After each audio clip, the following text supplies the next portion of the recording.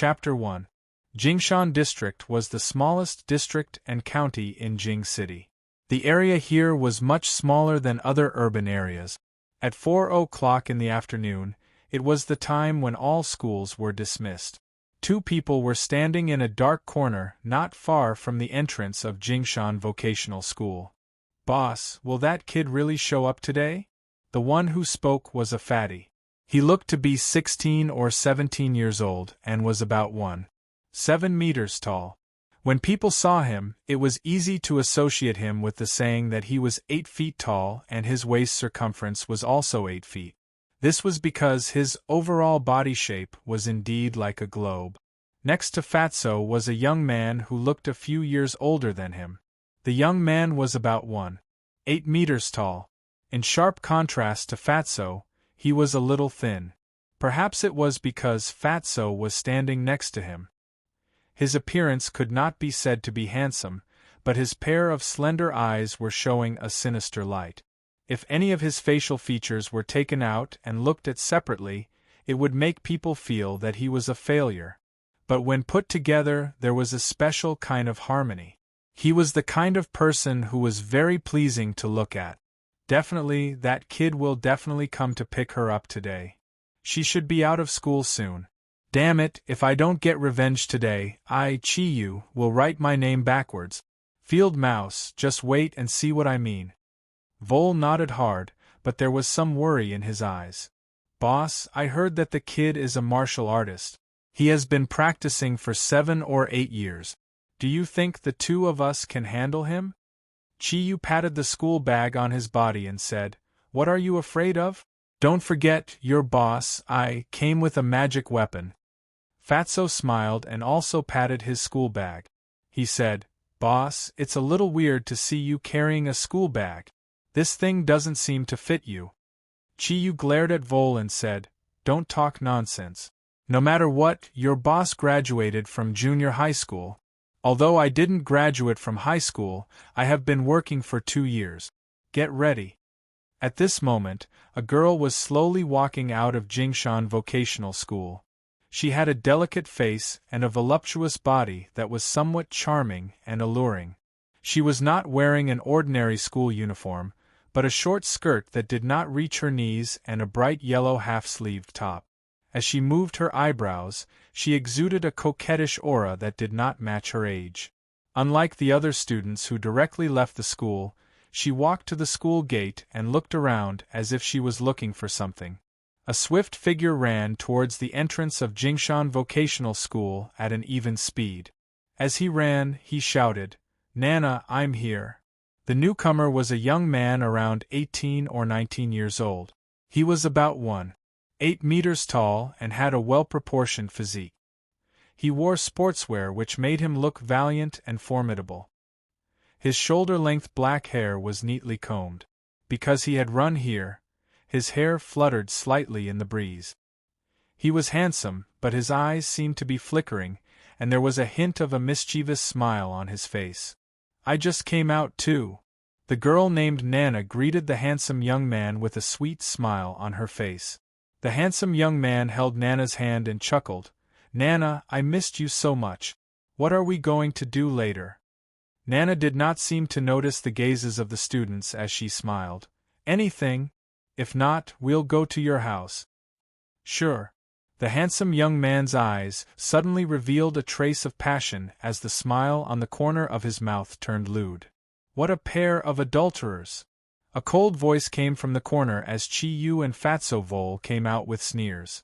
They were obviously waiting for this young couple. When Nana saw Chi-Yu, a trace of panic flashed on her face and she quickly hid behind the handsome young man. "Damn it, why are you hiding?" "Don't worry, I don't hit women. I just want to cripple this kid," Chi-Yu said viciously. The handsome young man snorted disdainfully and said, "Nana, don't be afraid. I'm here. Look at him, I can deal with him even if there are 10 of him." Chi-Yu stopped 5 meters away from the handsome young man. Vol put his hands on his waist and shouted, "Yen Xiaoi, you idiot! How dare you steal my boss's woman? We'll teach you a lesson today." "Just the two of you?" Yan Xiaoyi's expression became even more disdainful. He lifted his right leg and beautifully kicked the air. His movement was very straightforward. Coupled with his handsome appearance and long black hair, he looked indescribably suave. However, his eyes were full of disdain. Nana, who was hiding behind him, did not seem to be that afraid anymore. She glared at Qiyu and said, "I have nothing to do with you. Don't come looking for me again. I'm Xiaoyi's man now." Qiyu snorted coldly. He opened his school bag and put his hand in it. Fatso and Vol did the same thing. Yan Xiaoyi's expression changed obviously, but he could not be weak in front of his girlfriend. "Come if you want to fight. Let me tell you, my dad is in the city's public security bureau. Delinquents like you should have been punished a long time ago." The expression on Qiyu's face became sinister. He had been an orphan since he was young. He grew up in an orphanage under the care of social welfare. There was no one to discipline him. As he grew older, the rebellious feeling in his heart grew stronger. Although the Yanwang Republic implemented 12 years of compulsory education and high school was free, he still dropped out of high school before he could graduate.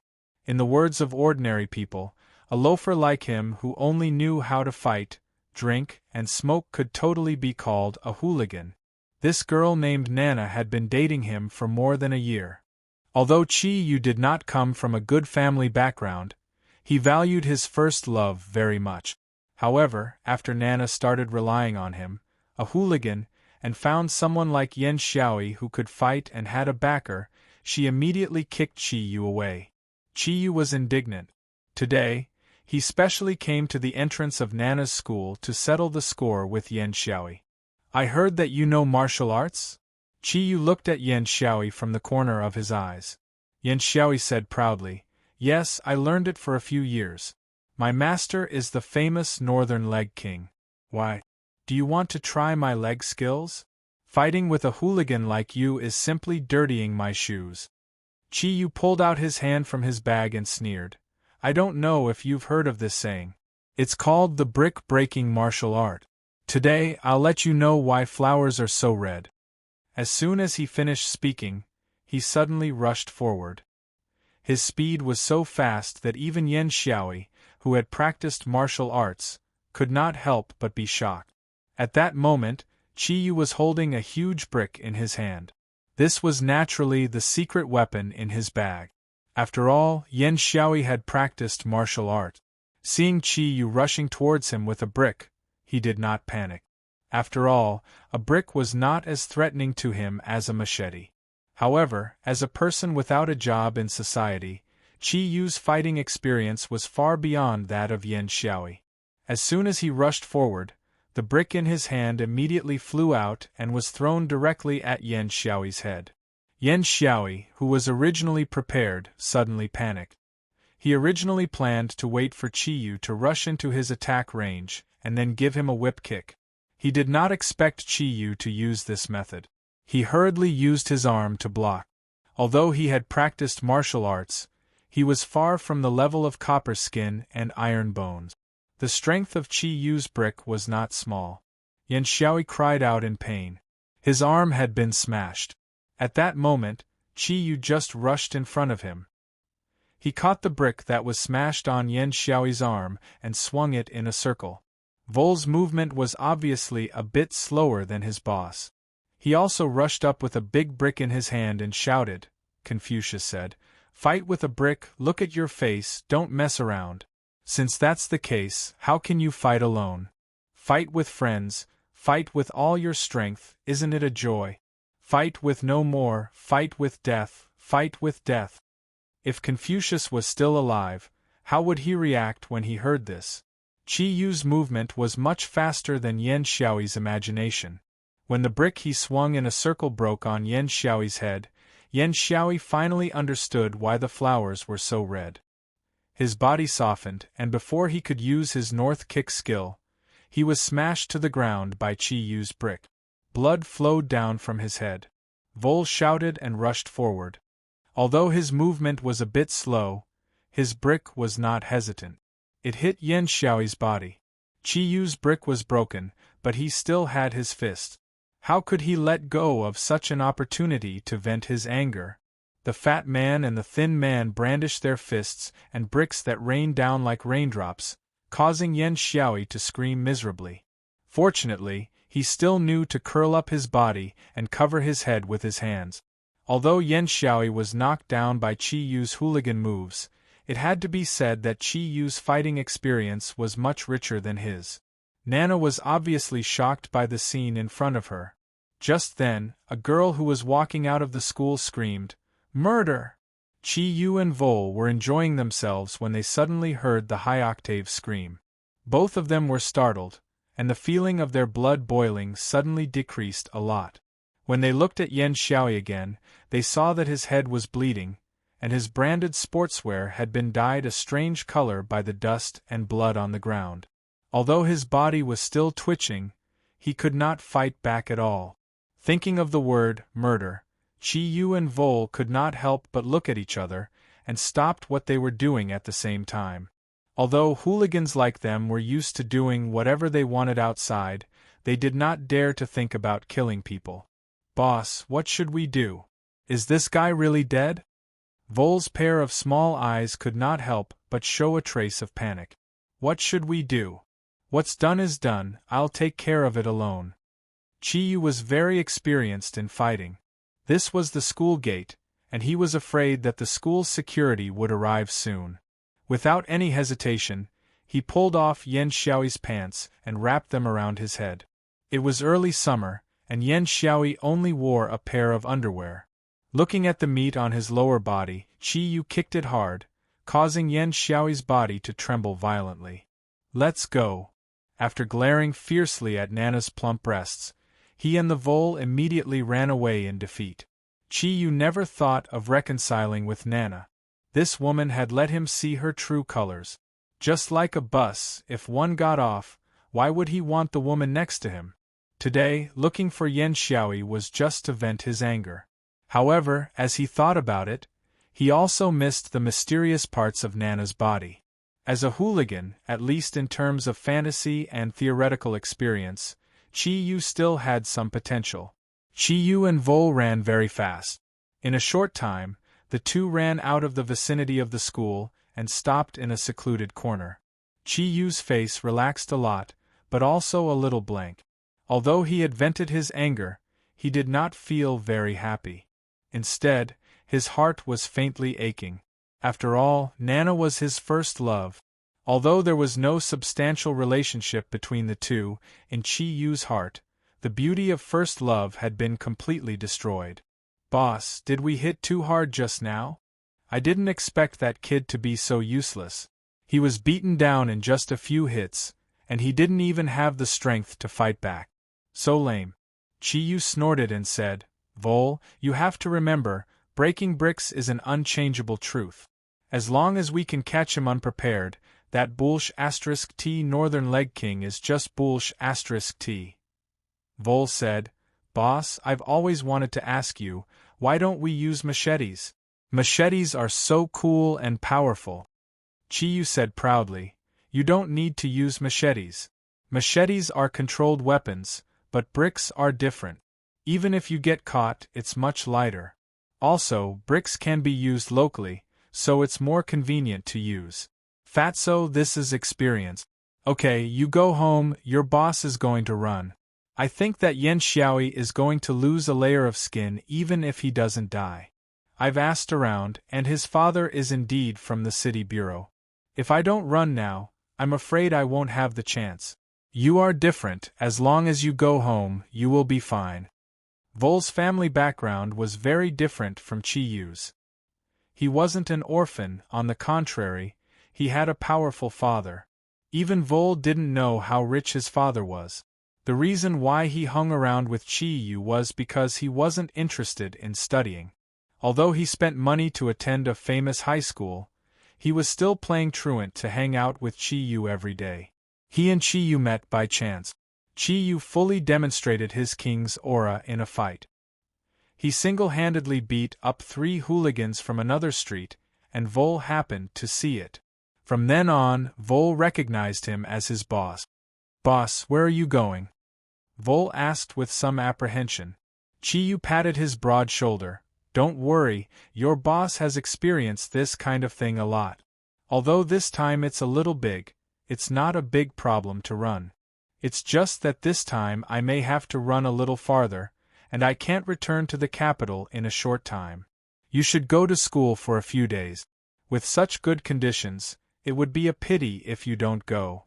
To be honest, I also envy those who have wisdom.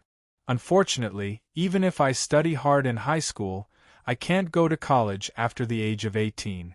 Who asked me to be poor? Boss, this is for you. As he spoke, Fatso Vol took out a brand new mobile phone from his bag and handed it to Chi-Yu. I just got this from my mother. Take it, I can contact you easily. Oh, by the way, boss, this card is also for you. As he spoke, he took out a dragon card from China Construction Bank and handed it to Chi-Yu. I'm almost 16 years old.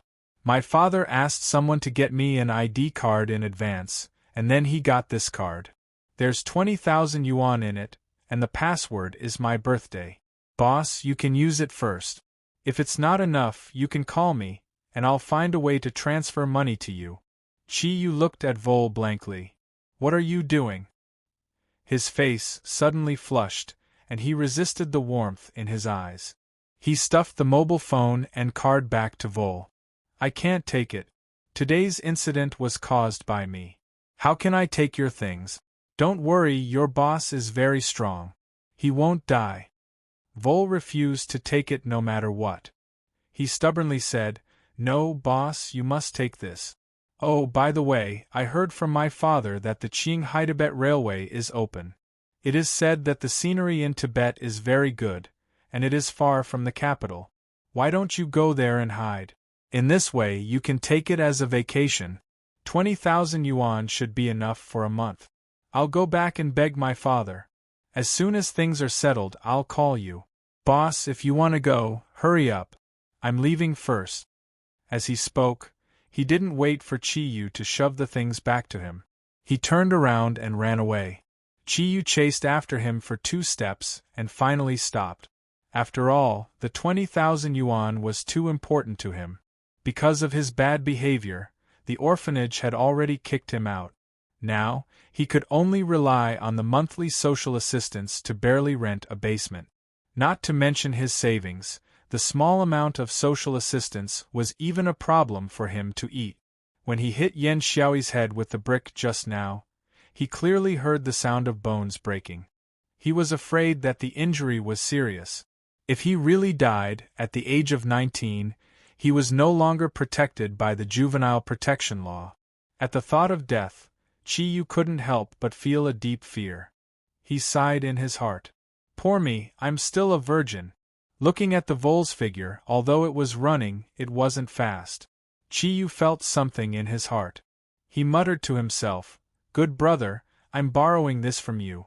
If I can repay you, I will repay you 1,000 times. As he thought about it, he took out a cheap cigarette from his pocket and put it in his mouth. However, when he was about to light it, he found that he had lost his lighter. The capital was located in the north of the Yanhuang Republic. The north in May was already very warm. When night fell, the capital became obviously more gorgeous.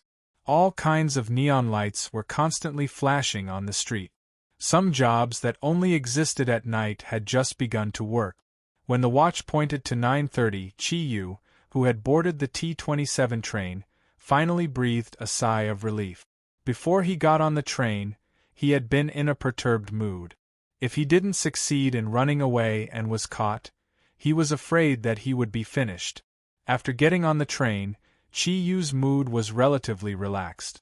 For him, he had only heard of the word Tibet. It was a mysterious place. He only knew that there was a mysterious existence called Patala Palace there. Chi-Yu wanted to buy a hard seat, but when he bought the ticket, he found that there were no seats on the T-27 train to Tibet. After asking carefully, he found out that Tibet was located on a plateau, which was easy to cause altitude sickness. In order to get there smoothly and reduce accidents, all the trains had sleeper berths, divided into hard berths and soft berth. Chi-yu hesitated for a long time, and finally bought a hard berth ticket that cost more than 800 yuan and boarded the train. Before coming to the railway station, he withdrew all 20,000 yuan from the card that Vol had given him. For him, this was definitely the greatest wealth in his life. After entering the carriage, Chi-yu's nervousness because of the fight suddenly disappeared. The carriage was decorated with a warm yellow color. It was covered with a thick carpet and it was soft to step on. The overhead lights seemed to be the kind of energy-saving lights, which were very bright. However, he didn't know how luxurious this train was. After all, this was the first time he had taken a train, and it was also the first time he had left the capital. He simply picked up a train brochure and flipped through it. According to the brochure, this T-27 train would take 48 hours to reach Tibet. For this trip to the snowy plateau, Chi-yu still had a lot of expectations. The simplest one was that he hoped to encounter some erotic experiences on the train. He had read a lot of pornographic novels, and he had long been looking forward to some of the things that happened on the train. The hard sleeper compartment was for 4 people. Because Chi-yu was worried about being caught, he was the first to climb on the train and find his seat. While looking at the novel things on the train, he was looking forward to how many beautiful women would share a room with him. Even if there was only one, this 48-hour journey would not be lonely. The number of people on the train gradually increased, and it became noisy.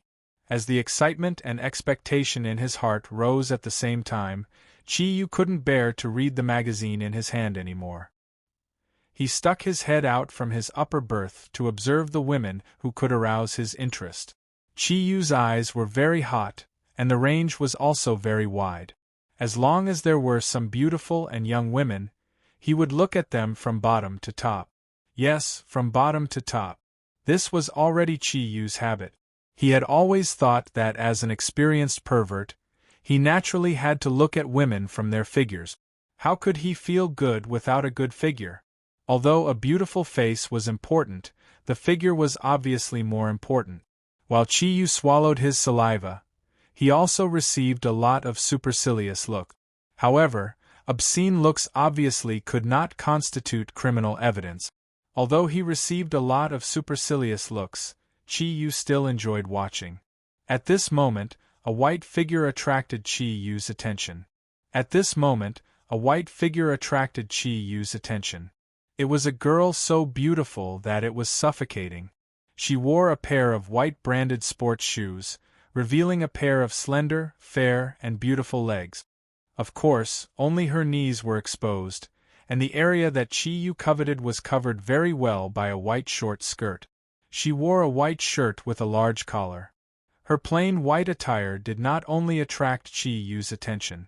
After all, this 17 or 18-year-old girl not only had a well-proportioned figure, but also a beautiful angelic face. Her lovable face seemed to carry a bit of innocence. F***ck, a devil's body and an angel's face.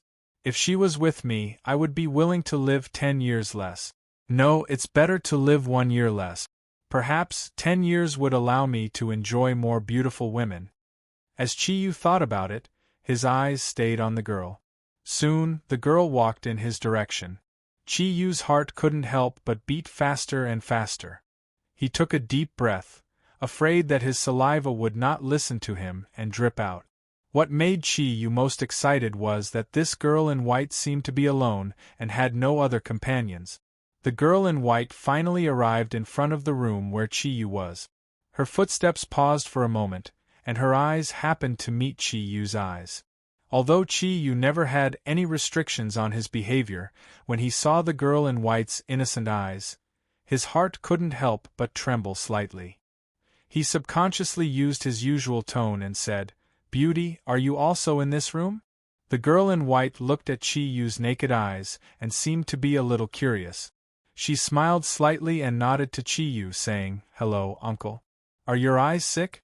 I have eye drops here." If it was painful for a self-proclaimed handsome man to be abandoned by the woman he admired, then the pain Chi-yu was experiencing now was twice as painful. After all, if he had been rejected before he even reached the door when he was preparing to have sex, it would not be as blissful as being abandoned after loitering around for a while. Hearing the word uncle, Chi-yu's jaw almost dropped. My eyes are fine. Am I that old? As he spoke, Chi-yu jumped down from his bed and subconsciously touched his face. Indeed, it had been at least a week since he last bathed. For a lazy person like him, shaving was already not a simple matter. Coupled with the whitening of his jeans, he gave off a feeling of vicissitude. Chi-yu deliberately combed his hair with a 5-fingered steel fork and handed his face to the girl in white. The girl in white blushed and looked at Chi-yu, who was half a head taller than her. She said shyly, "I'm sorry, I couldn't see clearly from below. But if your eyes are always so big, they will easily dry up. I'm a medical student." Master, she was definitely a master. She could actually be immune to the eyes of a pervert. Chi-yu was very happy in his heart. Meeting such an innocent girl, if he didn't become a pervert, it would be a big loss. "Hey, do you have altitude sickness? That's not right. We haven't left the capital yet." The girl in white looked at Chi-yu in surprise. "What? Me? No. How can I have altitude sickness? I am very strong."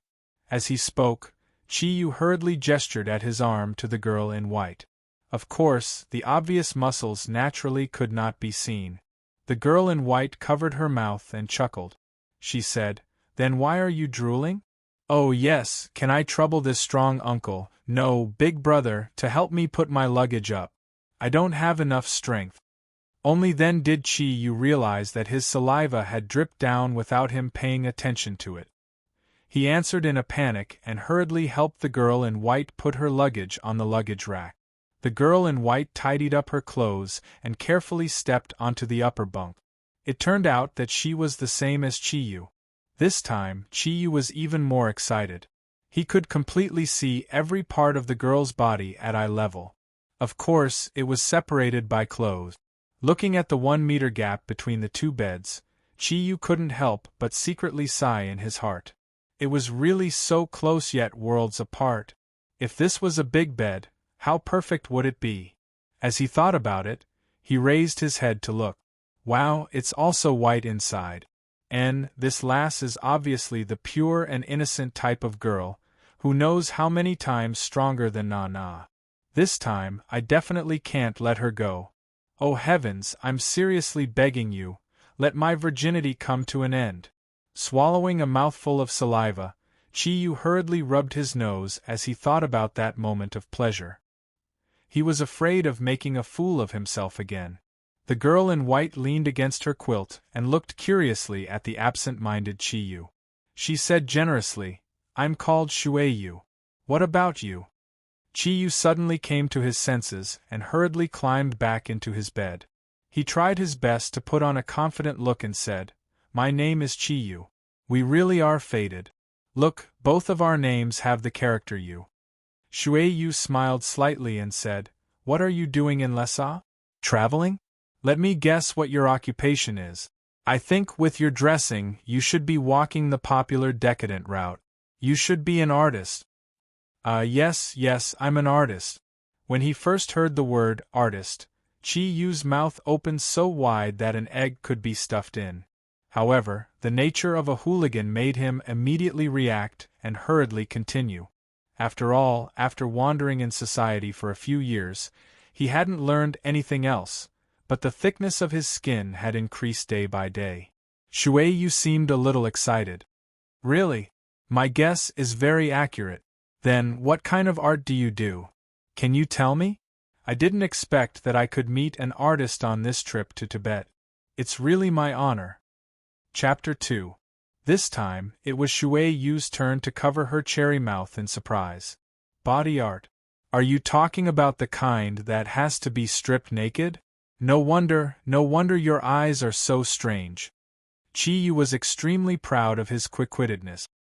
He chuckled and said, "Actually, body art is a very profound art. As an artist who studies body art, I always believe that the human body is the most perfect art in the world, especially a woman's body. Not only is it full of mystery, but it also has a hazy sense of beauty. Only by untying all the restraints can the beauty be completely released. How about it? If there is a chance, let's discuss it in detail. After saying this, even he admired himself more and more. The knowledge in his stomach was really limited. This was definitely an extraordinary performance. Shuiyu thought as she nodded gently and said, "What you said seems to make sense. However, I don't know much about body art." Chiyu hurriedly said seriously, "It doesn't matter. Although I'm not old, I can definitely be your teacher in this aspect. If there is a chance, we must discuss it. Maybe we will have such a chance when we go to Tibet." As he spoke, his gaze had already fallen on Shuiyu's full chest.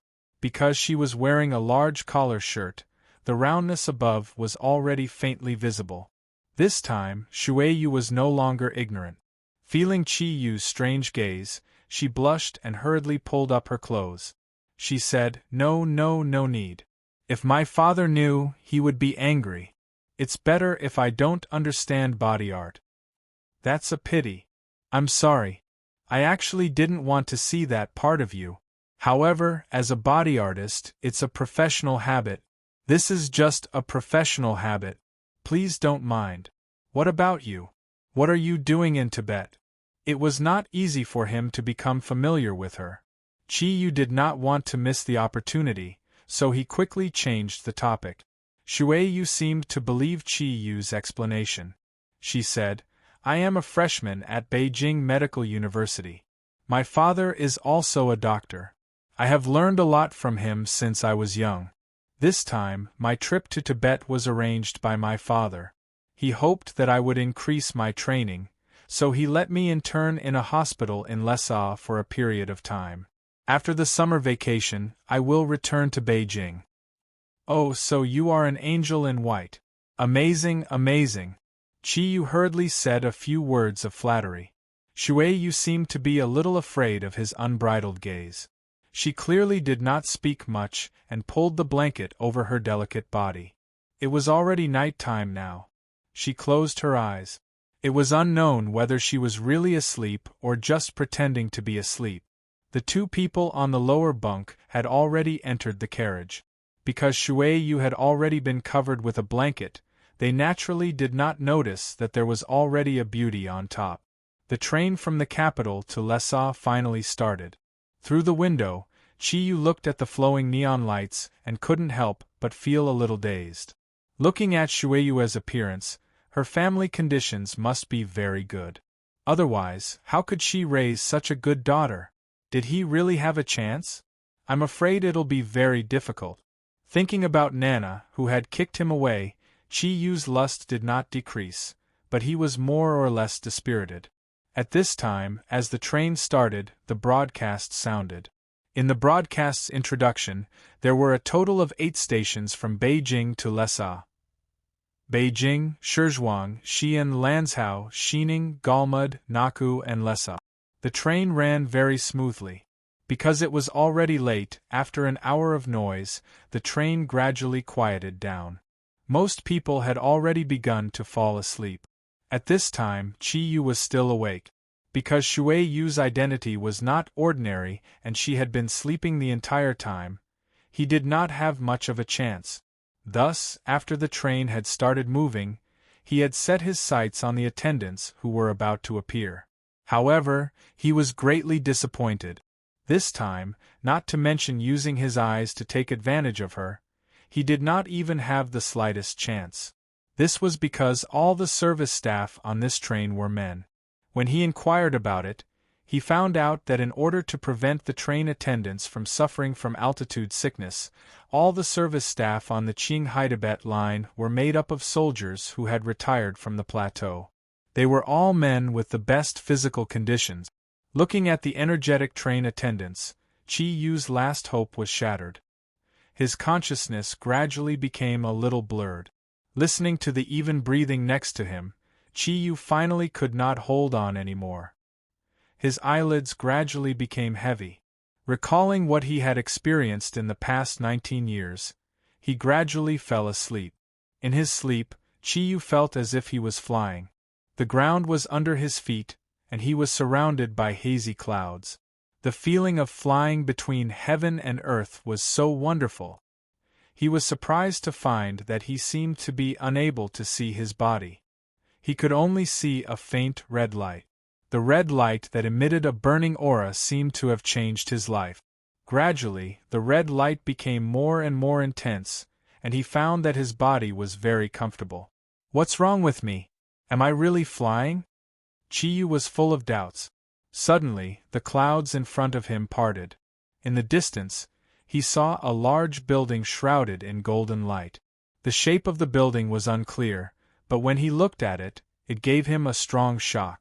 The scale of the building was so majestic, and the most peculiar thing was that there was a peaceful voice that seemed to be calling out to him. Chi-Yu wanted to speed up and fly over, but he was a little scared to find that the golden building seemed to be getting farther and farther away from him. However, the peaceful voice became clearer. Come to me. Your companions need you. This was the only sentence that could be heard clearly, but Chi-Yu's heart was full of anxiety. The clouds appeared again, and everything around him became blurred again. The golden building complex disappeared, but the calling voice still remained in his mind. Why does this voice sound so comfortable? It doesn't seem to be a woman's voice. Could it be that I'm also interested in men? No, absolutely not. My sexual orientation has always been normal. Even in this dreamy scene, the filthy thoughts in Chi-Yu's mind still existed. He did not know why, but the moment this thought appeared, everything around him suddenly disappeared. The clouds were gone, and he no longer felt like he was flying. Everything was plunged into darkness. He's calling me, he's calling me. As he murmured, Chi-Yu suddenly woke up. Ah, you're finally awake. The sweet voice was filled with surprise. Chi-Yu gradually returned to his senses. When he opened his eyes, the first thing he saw was that delicate and pretty face. Yes, he should be on the train, so everything just now was clearly a dream. Very quickly, Chi-Yu discovered that something was wrong. He was not on his original top bunk, but in another room. The low roar of the train was still ringing, and there was a faint smell of disinfectant around him. He couldn't help but ask, "Where am I?" Shuei-Yu let out a long breath and said, "You've finally woken up. I've never seen anyone who sleeps better than you." Chi-Yu scratched his slightly messy hair and said, "Did I sleep for a long time?" Shuei-Yu said unhappily, "If it wasn't long, you wouldn't have come to the infirmary. You've slept for over 30 hours. In a few hours we'll reach Lhasa. If you hadn't woken up, I'm afraid the train attendants would have sent you to the hospital at the last stop before Lhasa. Fortunately, I'm a doctor. Your pulse is very stable, and there's nothing wrong with it." Over 30 hours. It was just a short dream, and so much time had passed? Chi-Yu couldn't help but feel it was strange. The memories in his mind flickered. He found that he remembered everything in the dream without missing a single thing. This was the first time this had happened. He had naturally had dreams in the past, but usually after waking up, he only had a vague impression. But this time was clearly different. Raising his head to look at Shuei-Yu, Chi-Yu couldn't help but smile. "So, you've been taking care of me all this time?" Shuei-Yu blushed slightly and said, "Don't forget, I'm a doctor. Do you have any discomfort? The train is now more than 3,000 meters above sea level." Chi-Yu was stunned and took a deep breath. His body didn't seem to feel uncomfortable at all. He shook his head and said, "No. The smell here is really bad. I've been afraid of going to the hospital since I was young. Let's go back to the carriage." As he spoke, he immediately sat up on the bed. At this moment, Shuei-Yu happened to be sitting by his bed. As soon as Chi-Yu got up, he suddenly felt slightly dizzy.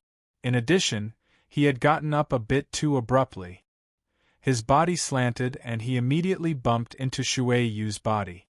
If a person suddenly saw a piece of driftwood float in front of him when he was drowning, he would definitely grab it tightly. And Chi-Yu was in such a situation right now.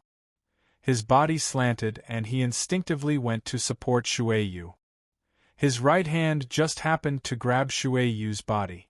Only then was he able to stabilize his body. So soft, so big and so bouncy. When Chi-Yu had just stabilized his body, 3 sensations instantly appeared in his mind. After calming himself down, he realized that his grab seemed to have inadvertently comprehended the legendary breast-grabbing dragon claw. Shuei-Yu's body clearly froze. With a light sound, he instinctively slapped a palm toward Chi-Yu's shoulder. The bouncy feeling on his hand just happened to fill his palm that he had always thought was very big. Chi-Yu instinctively squeezed again to confirm his real existence. Although he had dated Na-Na for a period of time, Chi-Yu had always been the kind of person who had lustful thoughts but not the gut. It was the first time he had done such an intimate action. Shuei-Yu was shocked, but how could he not be shocked? A slender white hand landed on Chi-Yu's shoulder. Chi-Yu only felt a wave of heat instantly come from his shoulder. His body fell back onto the bed due to the irresistible force. Following Shuei-Yu's cry of surprise, because some parts of her body had been grabbed by Chi-Yu's unintentional roguish action, she just happened to fall onto his body. "You!" Shuei-Yu was just about to angrily scold him when she suddenly realized that something was wrong with Chi-Yu. At this time, Chi-Yu, who had just woken up, fell back into unconsciousness. His face became very red and a faint wave of heat emanated from his body. Not good. Shuei-Yu finally remembered that in her embarrassment, she had actually used the sun-folding hand that had been passed down in her family. Although her skills were not very strong and the sun-folding hand was not a very domineering technique, for someone like Chi-Yu who did not have any martial arts background, that palm just now was still too heavy. Chi-Yu's hand that had grabbed onto her breasts had already loosened on its own. His entire body emitted a high temperature that gradually rose in his unconsciousness. The sun-folding hand was a type of internal martial art. It was a secret technique of Shuei-Yu's family that was not passed down. It was mainly used to assist in healing.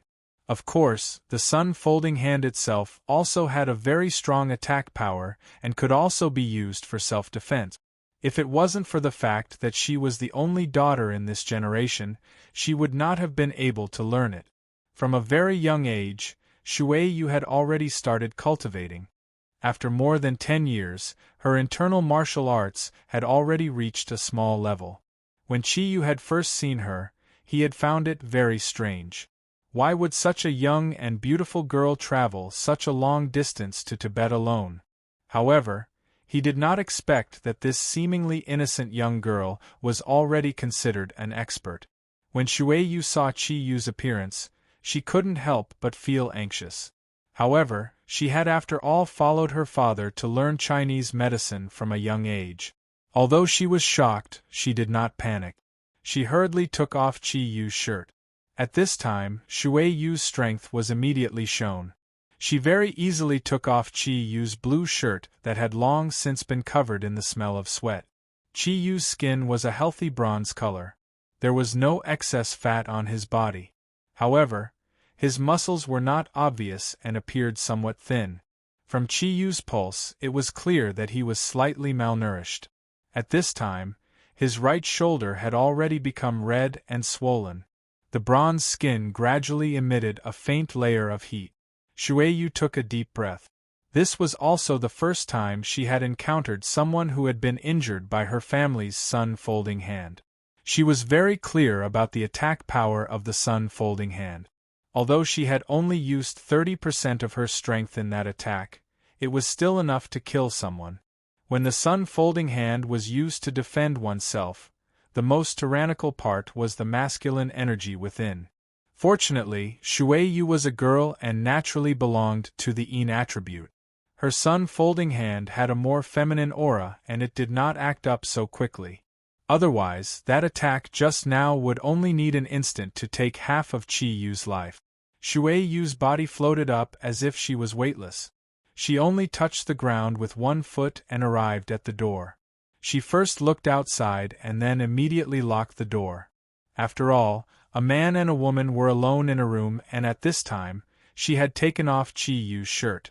She definitely did not want this scene to be seen by others. Returning to the bed, Shui Yu's face instantly turned red because under Chi Yu's jeans that had already turned white, there was a large bulge. Without needing to ask, Shui Yu knew what it was. After all, she was a student of medicine. She was not the little girl in Chi Yu's heart who did not know anything. Chi Yu's physiological reaction was not from the dragon claw that had grabbed at breasts, but the yang energy in his body had been stimulated by the sun folding hand. Suppressing the embarrassment in her heart, Shui Yu took out a cloth bag from her body. When she opened the cloth bag, it was filled with all kinds of silver needles. She now needed to help channel the yang energy that had invaded Chi Yu's body to save his life. Picking up a medium-sized silver needle, Shui Yu was just about to stab down when she suddenly saw a strange scene. On the left side of Chi Yu's chest, a faint pattern appeared. It was a beast head that looked like a deer but wasn't a deer, like a horse but wasn't a horse. The pattern was black and a beautiful horn extended from Chi Yu's heart all the way to his collarbone. The beast head was slightly lowered, and as the pattern became clearer, one could see that the horn on the beast head was in a fine spiral shape. The beast head was covered with silver-brown fur from head to neck. Paired with the black beast head, it looked exceptionally handsome. At the beginning, only the beast head appeared, but very quickly, the black body began to spread down. The entire body was completely black except for the head, neck, and a small portion of the forelimbs. The pattern continued to spread towards Chi Yu's back. What was this? Was this a tattoo? How could there be such a perfect tattoo? Driven by curiosity, Shui Yu carefully flipped over Chi Yu's body. She was instantly stunned by everything in front of her. Most of Chi Yu's back had become black. It was completely the appearance of a strange beast. From head to tail, the back of the beast was covered with lifelike silver fur. The black and silver horn that was evenly intertwined looked even more handsome. There were 4 clumps of clouds under the black monster. However, these clouds gave off a dreamy feeling. Within the faint silver, there seemed to be some other colors. However, no matter how hard Shui Yu tried, she was unable to clearly see what was contained within. The entire beast covered almost 2/3 of Chi Yu's back. Shui Yu thought in shock. Was this an invisible tattoo? Father had once said that after a tattoo was made with pigeon blood mixed with some herbs, it would not be seen normally. It would only appear when the blood was moving. However, pigeon blood did not seem to be able to tattoo black, and she had never heard of silver appearing in tattoos. How much pain and effort did one have to endure to successfully make such a fine and large area tattoo? While she was puzzled, Shui Yu quickly understood. Originally, she did not really believe that Chi Yu claimed to study human body art. While she did not read many people, she was still somewhat wary. Therefore, after a simple conversation, she decided to ignore Chi Yu. The reason she was here to take care of Chi Yu was completely out of a doctor's instinct, and not because she had any good feelings towards Chi Yu. However, when she saw this strange tattoo and thought of what Chi Yu had said, Shui Yu could not help but blush with shame. She thought to herself that she had gauged the heart of a gentleman with her own mean measure. To be able to make such a perfect tattoo, it was likely that only people who studied human body art could do it. How would she know that the one who should truly blush with shame was Chi Yu? Yes, the so-called human body art was naturally used to seduce a pure little girl like her. However, Chi Yu, this big bad wolf, did not know until he fainted again that the prey that he had originally obtained was not so easy to touch. Even stranger things continued to happen.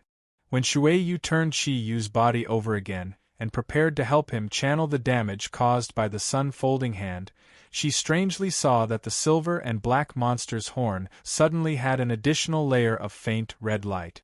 Its left front hoof and half of its body and head were in front of Chi Yu.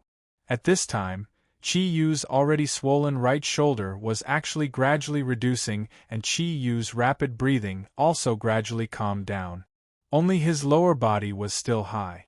The redness of his skin due to the increase in temperature also gradually decreased. Shui Yu curiously placed her hand on Qi Yu's wrist and carefully examined it. She found that the yang energy in Qi Yu's body that had been secretly emitted by her sun folding hand was gradually disappearing. No, more accurately speaking, it seemed that the yang energy emitted by the sun folding hand was being absorbed by his body. This was the first time Shui Yu had encountered such a situation. She did not discover that right now, Qi Yu's body had already entered a special atmosphere. Although there was some pain on his face, his skin seemed to have become more elastic. His face was no longer as red as before, but a healthy red. The black monster symbols on his body were gradually disappearing and his mind was gradually stabilizing. Every breath became abnormally even and did not even pause in between. It seemed that at some unknown time, he had already entered a strange world. However, all of these changes were very minute. Even if one deliberately observed it, it was likely that they would miss it. Shui Yu let out a long breath. After all, she had never thought of harming Qi Yu. It was just that the situation just now was too special. It was precisely because of this special situation that she developed a sense of self-protection and almost casually used the sun folding hand. Seeing that Qi Yu's body was no longer in any danger, Shui Yu instead felt slightly lost because she did not know how to face Qi Yu. Calming down, the place where Qi Yu's strange hand had grabbed still felt somewhat soft. Her pretty face could not help but turn red again. Carefully putting away the silver needles in her hand, Shui Yu sighed softly and stood up from the side of the bed. A trace of a bitter smile appeared on her face. Towards this man who had left a deep impression on her the first time she had met him, her heart was already in a mess. Smiling slightly, Shui Yu knew that no matter what would happen between her and Qi Yu in the future, at least this man's figure had already been deeply imprinted in her heart.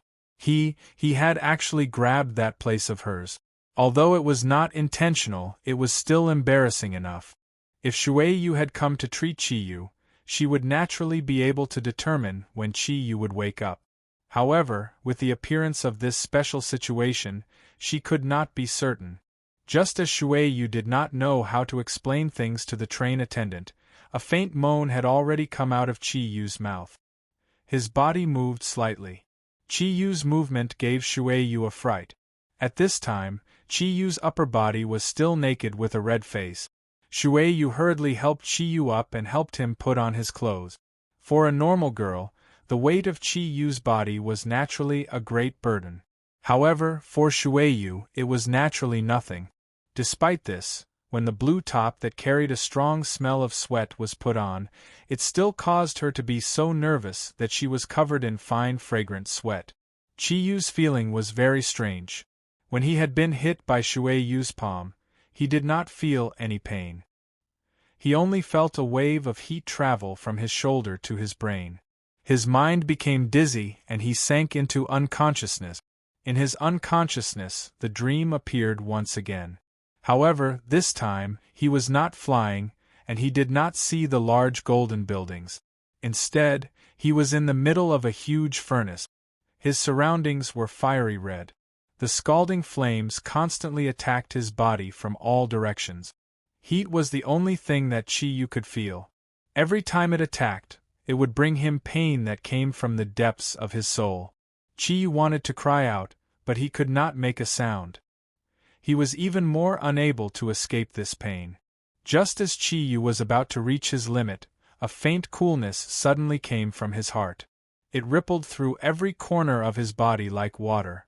Wherever the coolness passed, he could immediately feel that the seemingly fatal heat was quickly fading. No, more accurately, it seemed to be fusing with his body. The heat and coolness seemed to be neutralizing. After neutralizing, it naturally produced a strange and wonderful feeling. It was precisely this neutralization process that caused the originally unbearable pain to weaken. At the same time, wherever the coolness passed, there was a hint of comfort, as if he was enjoying it. If Qi Yu was still awake, then he would most likely moan out loud from the sudden bliss that appeared in this pain. When all the pain completely faded and his entire body was surrounded by a comfortable feeling, everything seemed to return to normal. The illusion in front of him disappeared, and the furnace that had just appeared also became an illusion. His consciousness awakened once again, and he could once again feel everything around him. Slowly opening his eyes, the sunlight that shone through the train window did not give Chi-Yu a piercing feeling. The sunlight seemed to have become gentle, and when it shone on his body, it was warm and indescribably comfortable. Everything around him also seemed to have become more natural. Chi-Yu looked with some confusion at Shuei-Yu, who was standing by the bed. "What happened to me? Why did I suddenly faint just now?" Shuei-Yu's pretty face blushed slightly. "I don't know either. Perhaps it's because your body has not recovered, and you are affected by altitude sickness." Chi-Yu scratched his head. "Is that really the case? Just now, you seem to have pushed me, and I don't know anything? How did my body become so weak? Perhaps I really should start training." As he spoke, he slowly sat up from the bed and moved his body. He suddenly found that his body seemed to be much lighter than before. Whether it was raising his arm or every minute movement of his body, they all became abnormally natural and relaxed. This kind of special harmony was something Chi-Yu had never felt before. Shuei-Yu also had a special feeling. The Chi-Yu in front of her seemed to have undergone some slight changes. Although he still had the green beard on his face, and he still looked dispirited, his eyes seemed to be much brighter than before. Even his unremarkable features seemed more harmonious. Thinking of the strange tattoo that had appeared and then disappeared in Shuei-Yu's eyes, this young man who called himself a human artist seemed to have become somewhat mysterious. "Okay, since you are fine, then I should go back." Shuei-Yu nodded at Chi-Yu. Calming her slightly chaotic emotions, she turned and walked out. Naturally, she would not ask Chi-Yu about the tattoo. She did not want this somewhat mysterious man to know that she had once taken off his clothes. Chi-Yu suddenly called out, "Wait, I'll go back with you. I am fine anyway." As he spoke, he also stood up from the bed. His right hand reached behind his back and grabbed a few times. There seemed to be some soft feeling left on his fingertip. Chi-Yu could not help feeling secretly pleased. He thought to himself, "It looks like I don't need to wash my hands for a while. I really do have a talent for lasciviousness. I can hit my target unintentionally." When the two of them returned to their berths, Chi-Yu was instantly stunned by everything in front of him. It was not what had happened inside the train, but the scenery outside. Through the window, he could see a stretch of snow-covered mountains. The snowy mountains reached into the clouds. The sky was a color he had never seen before. The sky that was like a bright sapphire did not have a trace of pollution. Although Chi-Yu had thought that Tibet was very beautiful, he had never realized that any place could be so beautiful. He had seen many clouds, but there was no place that could compare to the clouds here. Under the snowy mountains was a flat grassland. Yaks were gnawing on the grass on the ground. The majestic snowy mountains, the blue sky, the perfect clouds, and the grassland full of vitality. Even if he saw it with his own eyes, it seemed that all of this was fake. Chi-Yu's heart was filled with shock.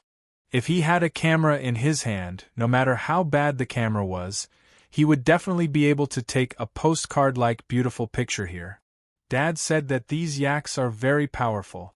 Although they are good at surviving in high altitude and low oxygen areas, as long as the altitude is more than 5,000 meters, they will not climb any higher even if you use a whip to drive them. Shuei-Yu's eyes carried a layer of blurred beauty as she appreciated the unique scenery of the snowy region. Her shock was no less than that of Chi-Yu. "It's really hard to imagine. If I hadn't seen it with my own eyes, I would never believe that all of this is true. Look at that day, it was as pure as a virgin. However, its purity seems to be permanent." Chi-Yu's words immediately caused Shuei-Yu to roll her eyes. Even the people in the lower berths could not help but look at him with a strange expression. Chi-Yu did not feel embarrassed at all. He said with a smile, "Don't forget, I am in the field of body art. Naturally, I have my own methods of evaluation. Shuei turned her head back somewhat helplessly and continued to look at the snowy region outside. The beauty here, even if she looked at it for a lifetime, she would not feel tired. Chapter 3. Shuei said, "That's a prayer banner. It's very common in Tibet. For example, on the roofs of houses, beside holy mountains and holy water, Buddha statues, and so on. The 5-color prayer banner is composed of 5 colors: blue, white, red, green, and yellow. Their colors can't be changed at will because each color represents a different meaning. Blue sky, white clouds and snow-capped mountains, red sun, also known as flames, green trees, and yellow earth. There are scriptures printed on the prayer banner. Tibetans believe that every time the wind blows the prayer banner, it means that they have recited the Buddhist scriptures in their hearts and prayed for peace and auspiciousness." Chi smiled and said, "Isn't this your first time here? You look very familiar." Shuei said, "I can't say I'm familiar, but my father has been here many times. He often tells me about Tibet and shows me some photos. For Tibet, the Potala Palace is their holy land. My father said that if you don't come to Tibet once, you'll never be able to appreciate how beautiful the scenery of our Yanhuang Republic is." "What's the Potala Palace like?" Chi naturally wouldn't be so ignorant that he didn't know about the Potala Palace, but at this time, he suddenly thought of the golden building in his dream. It seemed to be a strange building built on a mountain. Although he hadn't seen it clearly, the sacred feeling made Chi have some ideas. The Potala Palace is on Mount Maburi in the northwest of Lhasa, Tibet. It is a famous palace building complex and the essence of Tibetan ancient architecture. The Potala Palace was built in the 7th century AD. It was built by the Tibetan king Songtsen Gampo for Princess Wuncheng of the Tang dynasty, who was married to Tibet. A palace with 999 rooms was built on Red Mountain, which is more than 3,700 meters above sea level in Lhasa. The palace was built against the mountain. It now covers an area of 410,000 square meters and has a construction area of 130,000 square meters. The main building of the palace has 13 floors and is 115 meters high. It is all made of stone and wood. The 5 palace roofs are covered with gold-plated copper tiles. They are golden and majestic. It is the essence of Tibetan ancient architecture. After listening to Shuei's detailed explanation, Chi-Yu's heart trembled slightly. Especially the 4 words, which made him have a strong impulse. This time, although he had come to Tibet on the run, he had secretly decided that no matter what, he had to go to Potala Palace to take a look. The clarity of the dream gave him a feeling that was completely different from his previous life. Although it was just a dream, in his mind, the dream seemed to be real. Shuei looked back at Chi-Yu and said with a smile, "It's a pity that you slept for too long and didn't see the majestic Kunlun Mountains. It is also a very beautiful place. The highest peak in the eastern part of the Kunlun Mountains, Yuzhu Peak, is where our train passed. It is more than 6,000 meters above sea level. We have now arrived at the Nyenching Tangula Mountains. This is one of the most important mountains around Lhasa. You see, these snow-capped mountains don't seem to be very high, mainly because the altitude we are at is already very high. Nyenching Tangula means Lingyiang grassland god in Tibetan. It is the sacred mountain in the hearts of Tibetans. The main peak is 7,117 meters high. Near the main peak, there are 4 peaks over 7,000 meters above sea level, arranged east-west and closely connected. There are also more than 30 snow-capped peaks over 6,000 meters around it. They are majestic and endless. Here we are almost in Lhasa." Her voice was said with a sigh. Looking at Shuei, it seemed that she had completely integrated into the snowy region outside the train. Chi-Yu didn't say anything more. Looking at the majestic snow-capped mountains outside, for some reason, he didn't have the mood to tease Shuei. The majesty of the snow-capped mountains was not only in appearance, but also in his heart. He suddenly felt that his heart was unprecedentedly open. The depressed feeling when he left the capital was gone. When the train finally arrived at the destination, Lessa, it was already 9 o'clock at night. Chiyu and Shueiwe got off together. In the distance, he had already driven to the receiving platform. Someone was holding a large sign with the words Shueiwe written on it. Shueiwe stopped and looked deeply at Chiyu. She said, "I think we are going to break up. My father has a friend who is a doctor in Lessa. He will come to pick me up, and then I will go to their hospital for an internship. My school is a little special, so my vacation will be earlier. I should be here for an internship until the end of August, and then I will return to the capital. I really want to do more things for the Tibetan people here. If we are fated, maybe we can meet again in the capital." After saying this, a trace of holy light naturally appeared on her face. Chiyu knew that this kind of light represented one meaning, kindness. It was impossible to say that he didn't have a trace of reluctance to part. Chiyu found somewhat gloomily that looking at this beautiful and pure girl, he actually didn't have any desire in his heart. Instead, there was more admiration. "Can you leave me your number?" Shueiwe revealed a smile like a blooming lily. "We will meet again if we are fated." Leaving these words, she pulled her luggage and quickened her steps towards the large sign that would pick her up. She didn't look back at Chiyu again. Chiyu stood where he was. He watched Shueiwe and the wooden sign with her name disappear into the crowd before coming back to his senses. He cursed inwardly. "What is wrong with me? Did I really like her? No, it's impossible. I only like her seductive appearance." He took out a slightly twisted cigarette pack from his pocket, took out a curved cigarette, and put it in his mouth. But when he tried to light it with his lighter, he found that his lighter had already malfunctioned. Only then did he remember that in a plateau environment like Lessa, there was not enough oxygen, and it was difficult to use an ordinary lighter. Taking out the phone number Vol gave him, Chiyu dialed Vol's home number. "Vol? This is Chiyu. Boss, where are you now?" Vol's voice was full of surprise. Chiyu looked around and carried his simple luggage to a corner before continuing, "I've already reached Tibet. How's the situation on your side? Is Yen Xiaoi dead?" Vol smiled bitterly and said, "That guy's life is as hard as a cockroach. My dad sent someone to inquire about him. He is not dead. He has a moderate concussion and is still in the hospital. He has already said that he will never let you go. You'd better hide for a few more days. Come back when things calm down." Chiyu breathed a sigh of relief. After all, as long as he was not dead, there would be no big deal. "Okay, we are brothers. How is your dad? Did he make things difficult for you?" Vol said, "It's nothing. I was just put in solitary confinement. Boss, you know that Yen Xiaoi's family is a bit powerful. My dad has to go and mediate. Don't worry, I will be fine." He naturally would not tell Chiyu that because of this matter, he had been severely reprimanded and had been transferred to a strictly supervised boarding school for nobles. In the future, he would no longer have the chance to mingle around. "Then I won't say much. Take care of yourself." Chiyu hung up the phone.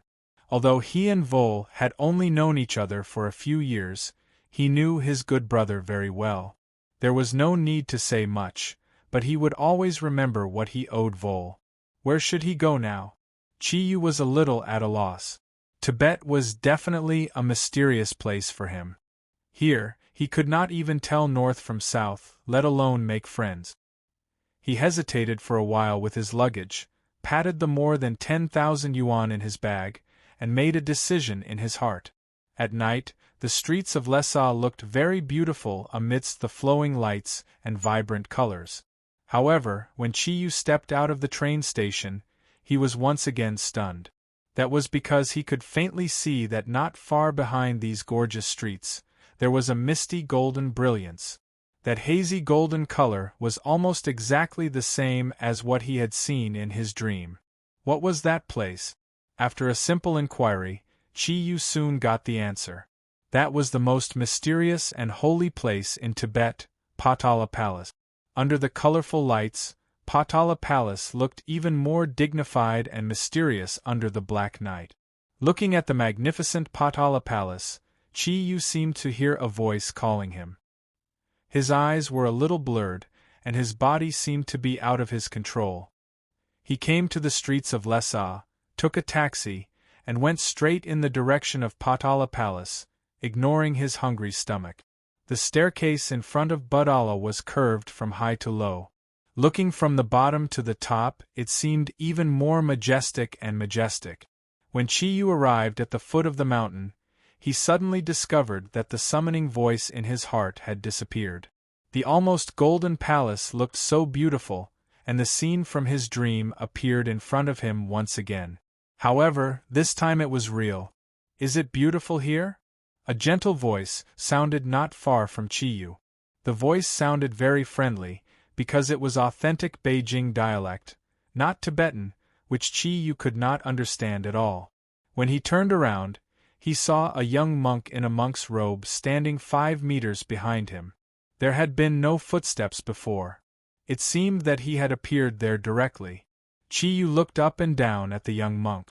He looked about the same age as him. He was not handsome, but his whole body exuded a harmonious sense of beauty. The young monk walked to Chi-Yu and stood beside him.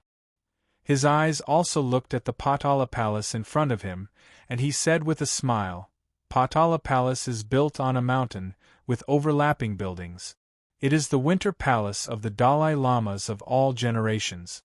It is the ruling center of the Old Tibet, and there are 8 pagodas dedicated to the 5th, 7th, and 13th Dalai Lamas. Potala Palace collects and preserves a large number of historical relics and rare treasures. Among them, there are more than 2,500 square meters of murals, nearly 1,000 pagodas, tens of thousands of statues, and tens of thousands of tankards.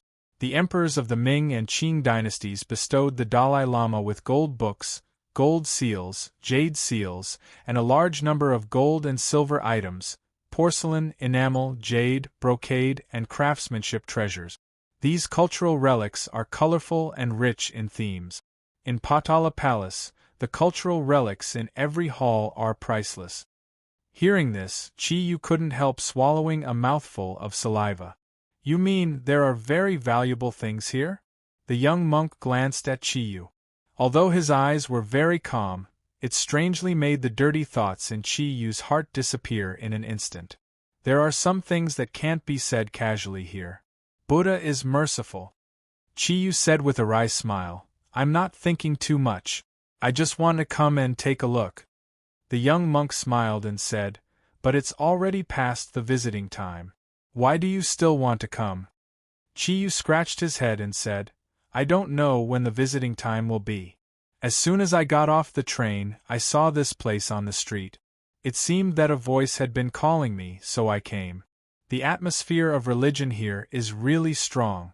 On the way, I saw many Tibetans worshipping." The young monk said, "The main buildings of Potala Palace are the White Palace and the Red Palace. The White Palace is the winter palace of the Dalai Lama. It was also the location of the former Tibetan local government office. It is 7 stories high. The Red Palace is mainly the spiritual pagoda hall and various Buddhist halls of the Dalai Lama.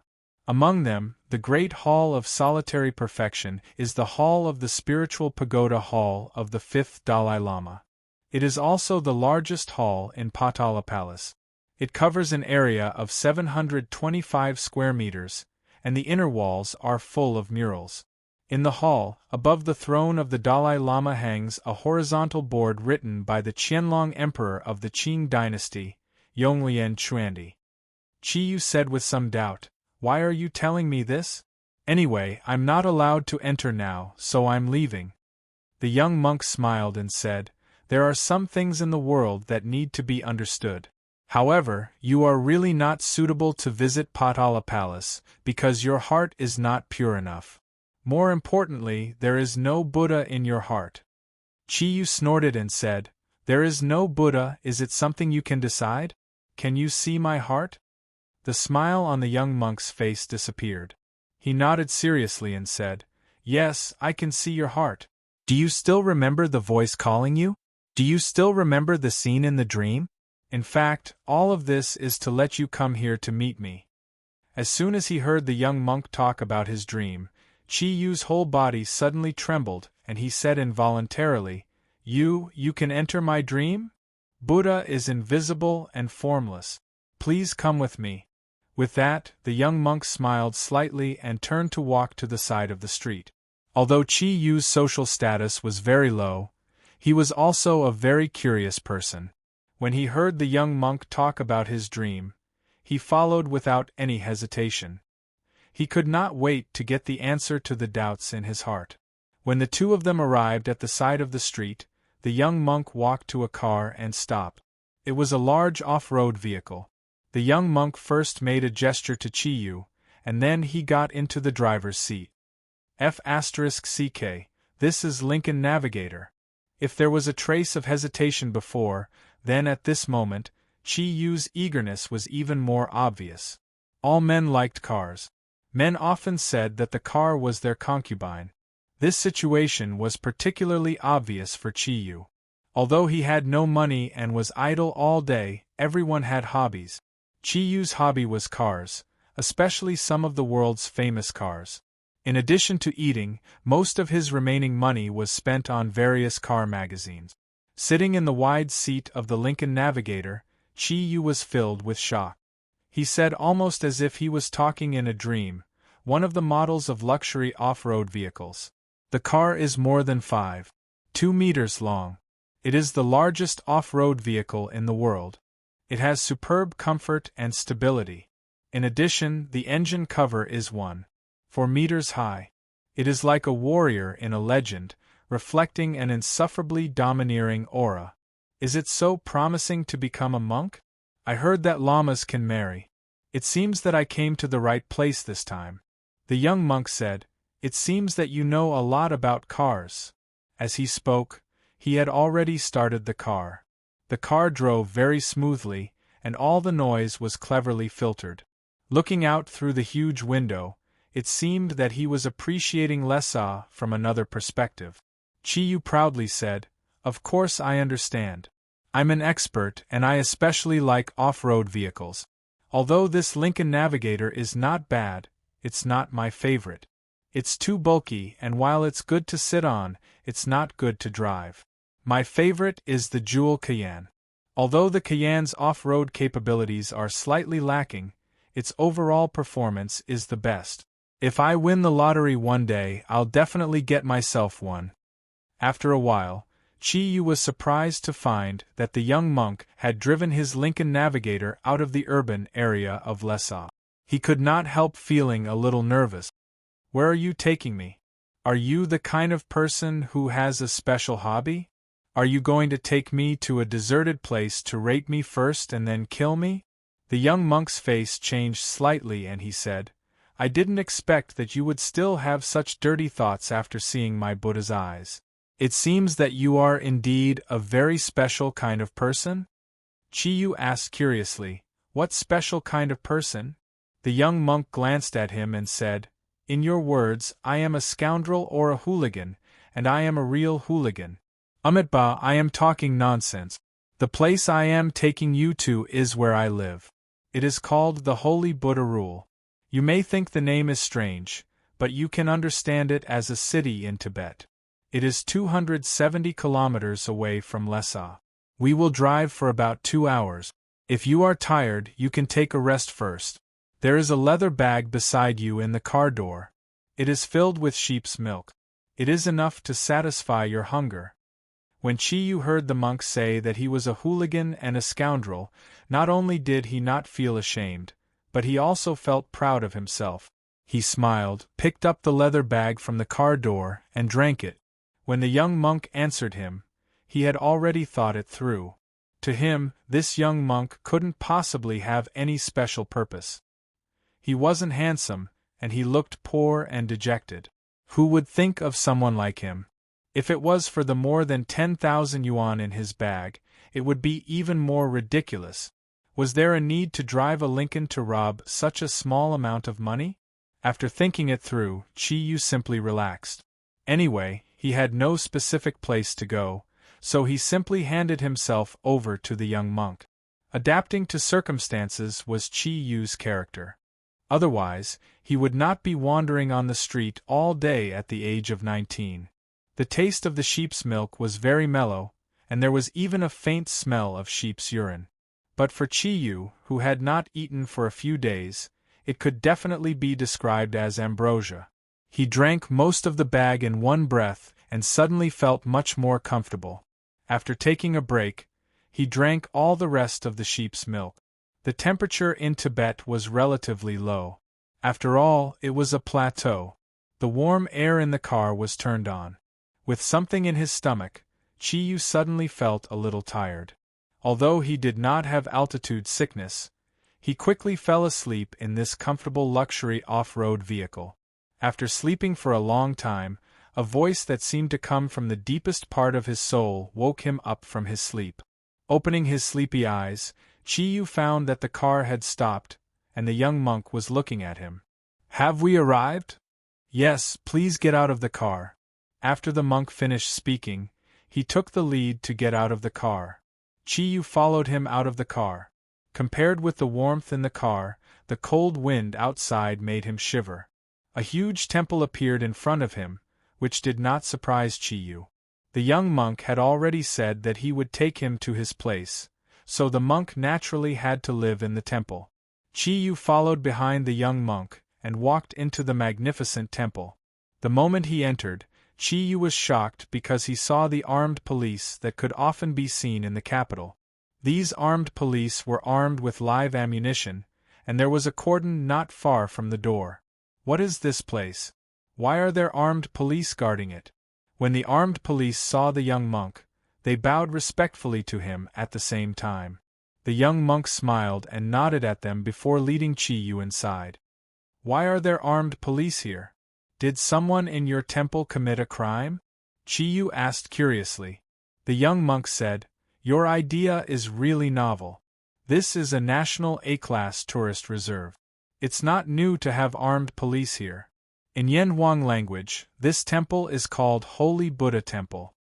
Chi Yu suddenly felt a strange aura in the temple. After coming here, he realized that his heart seemed to have calmed down a lot. What a strange feeling.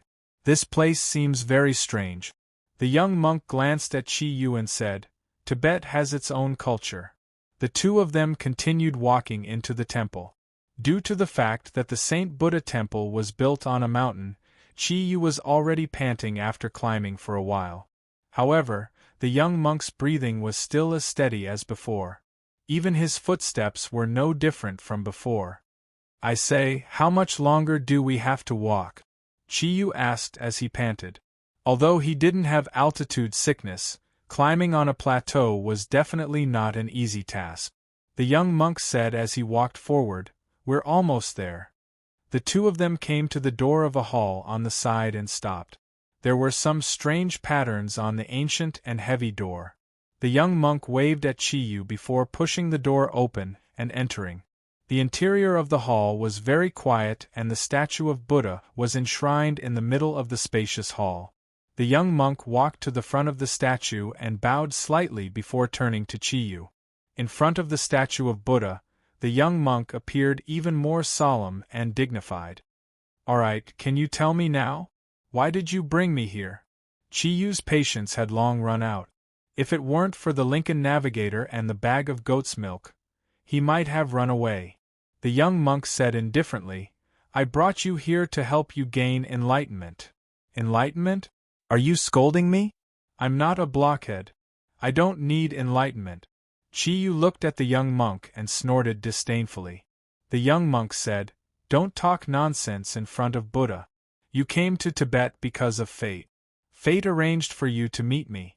You can treat me as your enlightener. To be honest, I didn't expect that such an important person to the East would be someone like you." Chi Yu's expression changed as he said, "So you look down on me? I'm not interested in your temples. In that case, why don't we go our separate ways? You can send me away."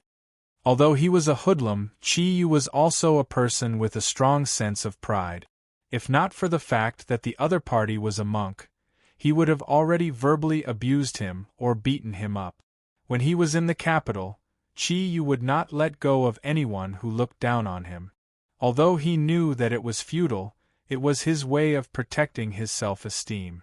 The young monk acted as if he hadn't heard Chi Yu's words and continued, "In the East, the Yanhuang Republic is the pearl of the East. The mystery of the East is not something that ordinary people can understand. In this world, there has always been a group of people silently protecting the East. They have secretly contributed all their strength to the East. Under the control of fate, these guardians will appear once every 1,000 years. It is precisely because of their existence that the East can develop peacefully and peacefully." "Are you going to tell me a story?" Chi Yu could not help but be stunned when he heard the young monk's words. The young monk shook his head and said, "What I'm talking about is the story that is about to happen to you. There are many things in the world that are incomprehensible, and not all of these incomprehensible things are illusory. Many of them really exist."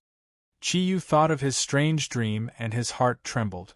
He said, "Then who are these people who protect the East that you mentioned? Could it be God? Is there really a God in this world?" The young monk shook his head and said, "Although there is no God, there is a great bloodline that has always been passed down. For you, I inherited the most advanced existence of this great bloodline." Chi Yu suddenly laughed out loud. "Little monk, you're really interesting. You drove more than 200 kilometers in the middle of the night to get me here just to tell me a story? I ran to Tibet and met a stranger like you. Then you brought me here. Do you think I can believe your words? Although your story is a little attractive, it has nothing to do with me. I'm leaving." With that, he turned around and walked out. Did Chi Yu really not believe the young monk's words? No, he already believed it a little, but he suddenly felt a little uneasy. Under the influence of his self-protection, he decided to leave this place immediately. The young monk suddenly said, "Stop. If you want to know that everything I said is true, then please take off your shirt." Chi Yu suddenly turned around. "Take off my clothes? Take off my clothes in front of Buddha? Although I don't believe in Buddha, I don't want to offend Buddha." The young monk smiled and said, "It seems that you already believe it, don't you? Take off your shirt. When people come to this world, they don't have any clothes. Buddha will forgive you." Chi Yu snorted and said, "I don't want to know anything now, and I don't want to listen to your proof. I'm leaving." With that, he turned around and walked out in a panic. At this moment, a gentle force pulled his body. Chi Yu was shocked to find that no matter how hard he struggled, he could not take another step. Under the control of that strange yet gentle power, he turned around once again. At this moment, the young monk had unknowingly appeared beside him and was face to face with him. With a wave of the young monk's right hand, that gentle power not only restrained Chi Yu's body, but at the same time, a gentle breeze blew away his clothes, revealing his bronze skin. Every generation of Kirin is so stubborn. Their stubbornness is expressed in sacrificing themselves to protect the East, but you express this stubbornness in fear. I don't know if it's my fortune or misfortune to be in the same generation as you." The young monk's face was a little gloomy. He raised his hand, stretched out his jade-like index finger, and lightly tapped on Chi Yu's heart. Chapter 4. Look at yourself. The young monk took a step back. Chi Yu subconsciously looked down and happened to see black lines gradually emerging on his flat chest, accompanied by a faint silver light. The spiral black and silver horns looked so mighty and handsome. Chi Yu was completely stunned. What is this?" At this time, Chi Yu was not the only one who was surprised. The young monk's eyes also flashed with surprise. "Ink Kirin? It's actually Ink Kirin? When I first saw you, I was prepared for the worst, but fate played a huge joke on me. You turned out to be the strongest person in the Kirin clan, Ink Kirin. I never thought that Ink Kirin would be born in this generation." Chi Yu still looked down at his chest. The clear black monster had a pair of silver eyes, and it seemed to be looking at him. A feeling of flesh and blood suddenly filled Chi Yu's body with strength. He was surprised to find that his muscles seemed to have expanded a little. The fatigue from walking after entering the temple had disappeared.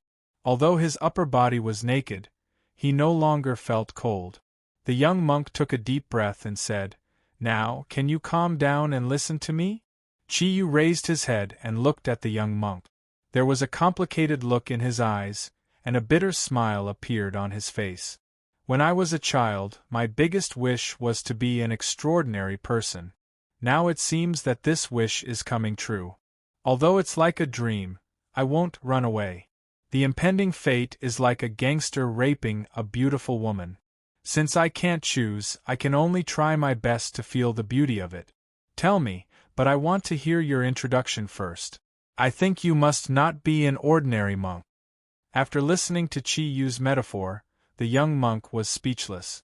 "It seems that you can't leave the topic of women." Although there was some dissatisfaction in his words, the invisible restraints around Chi Yu's body had already been removed. Chi Yu chuckled and said, "Since there are two kinds of humans in this world, men and women, it is natural for them to be attracted to each other. Tell me, who are you? Then I'll listen to your story. However, to be honest, I don't know much about Tibetan Buddhism in Tibet. Maybe I won't know your identity even if you tell me, but I still want to hear it." The young monk smiled indifferently and said, "Although the status of the Holy Buddha Temple in Tibet is not as good as the Potala Palace, it also has its special place. Only the most devout lamas would cultivate here. More than 10 years ago, when the most famous master here passed away, I was still an ordinary child. He chose me to inherit his mantle and gave me the most precious collection of ancient books. In a sense, you can understand him as the master of this Saint Buddha temple." At this point, he paused and looked at Chi Yu and said in a deep voice, "Therefore, I am just a disciple of the Buddha who has been practicing Buddhism since childhood. We cultivators are very indifferent to everything in the outside world. What reputation and the like are all fabricated. Therefore, I naturally don't have a name that you know to prove that what I said is true.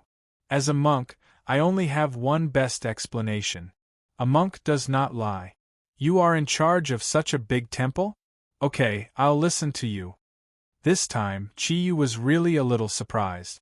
Looking at the mysterious young monk in front of him, he actually believed it in his heart. Although this monk was about the same age as him, he felt that he was like a vast sea that could contain everything. The young monk smiled indifferently and said, "You can call me Zagru.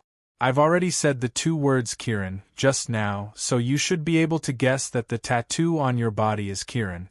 Actually, this is not a tattoo, but a symbol that has been sleeping in your blood, or should I say, the bloodline of Kirin.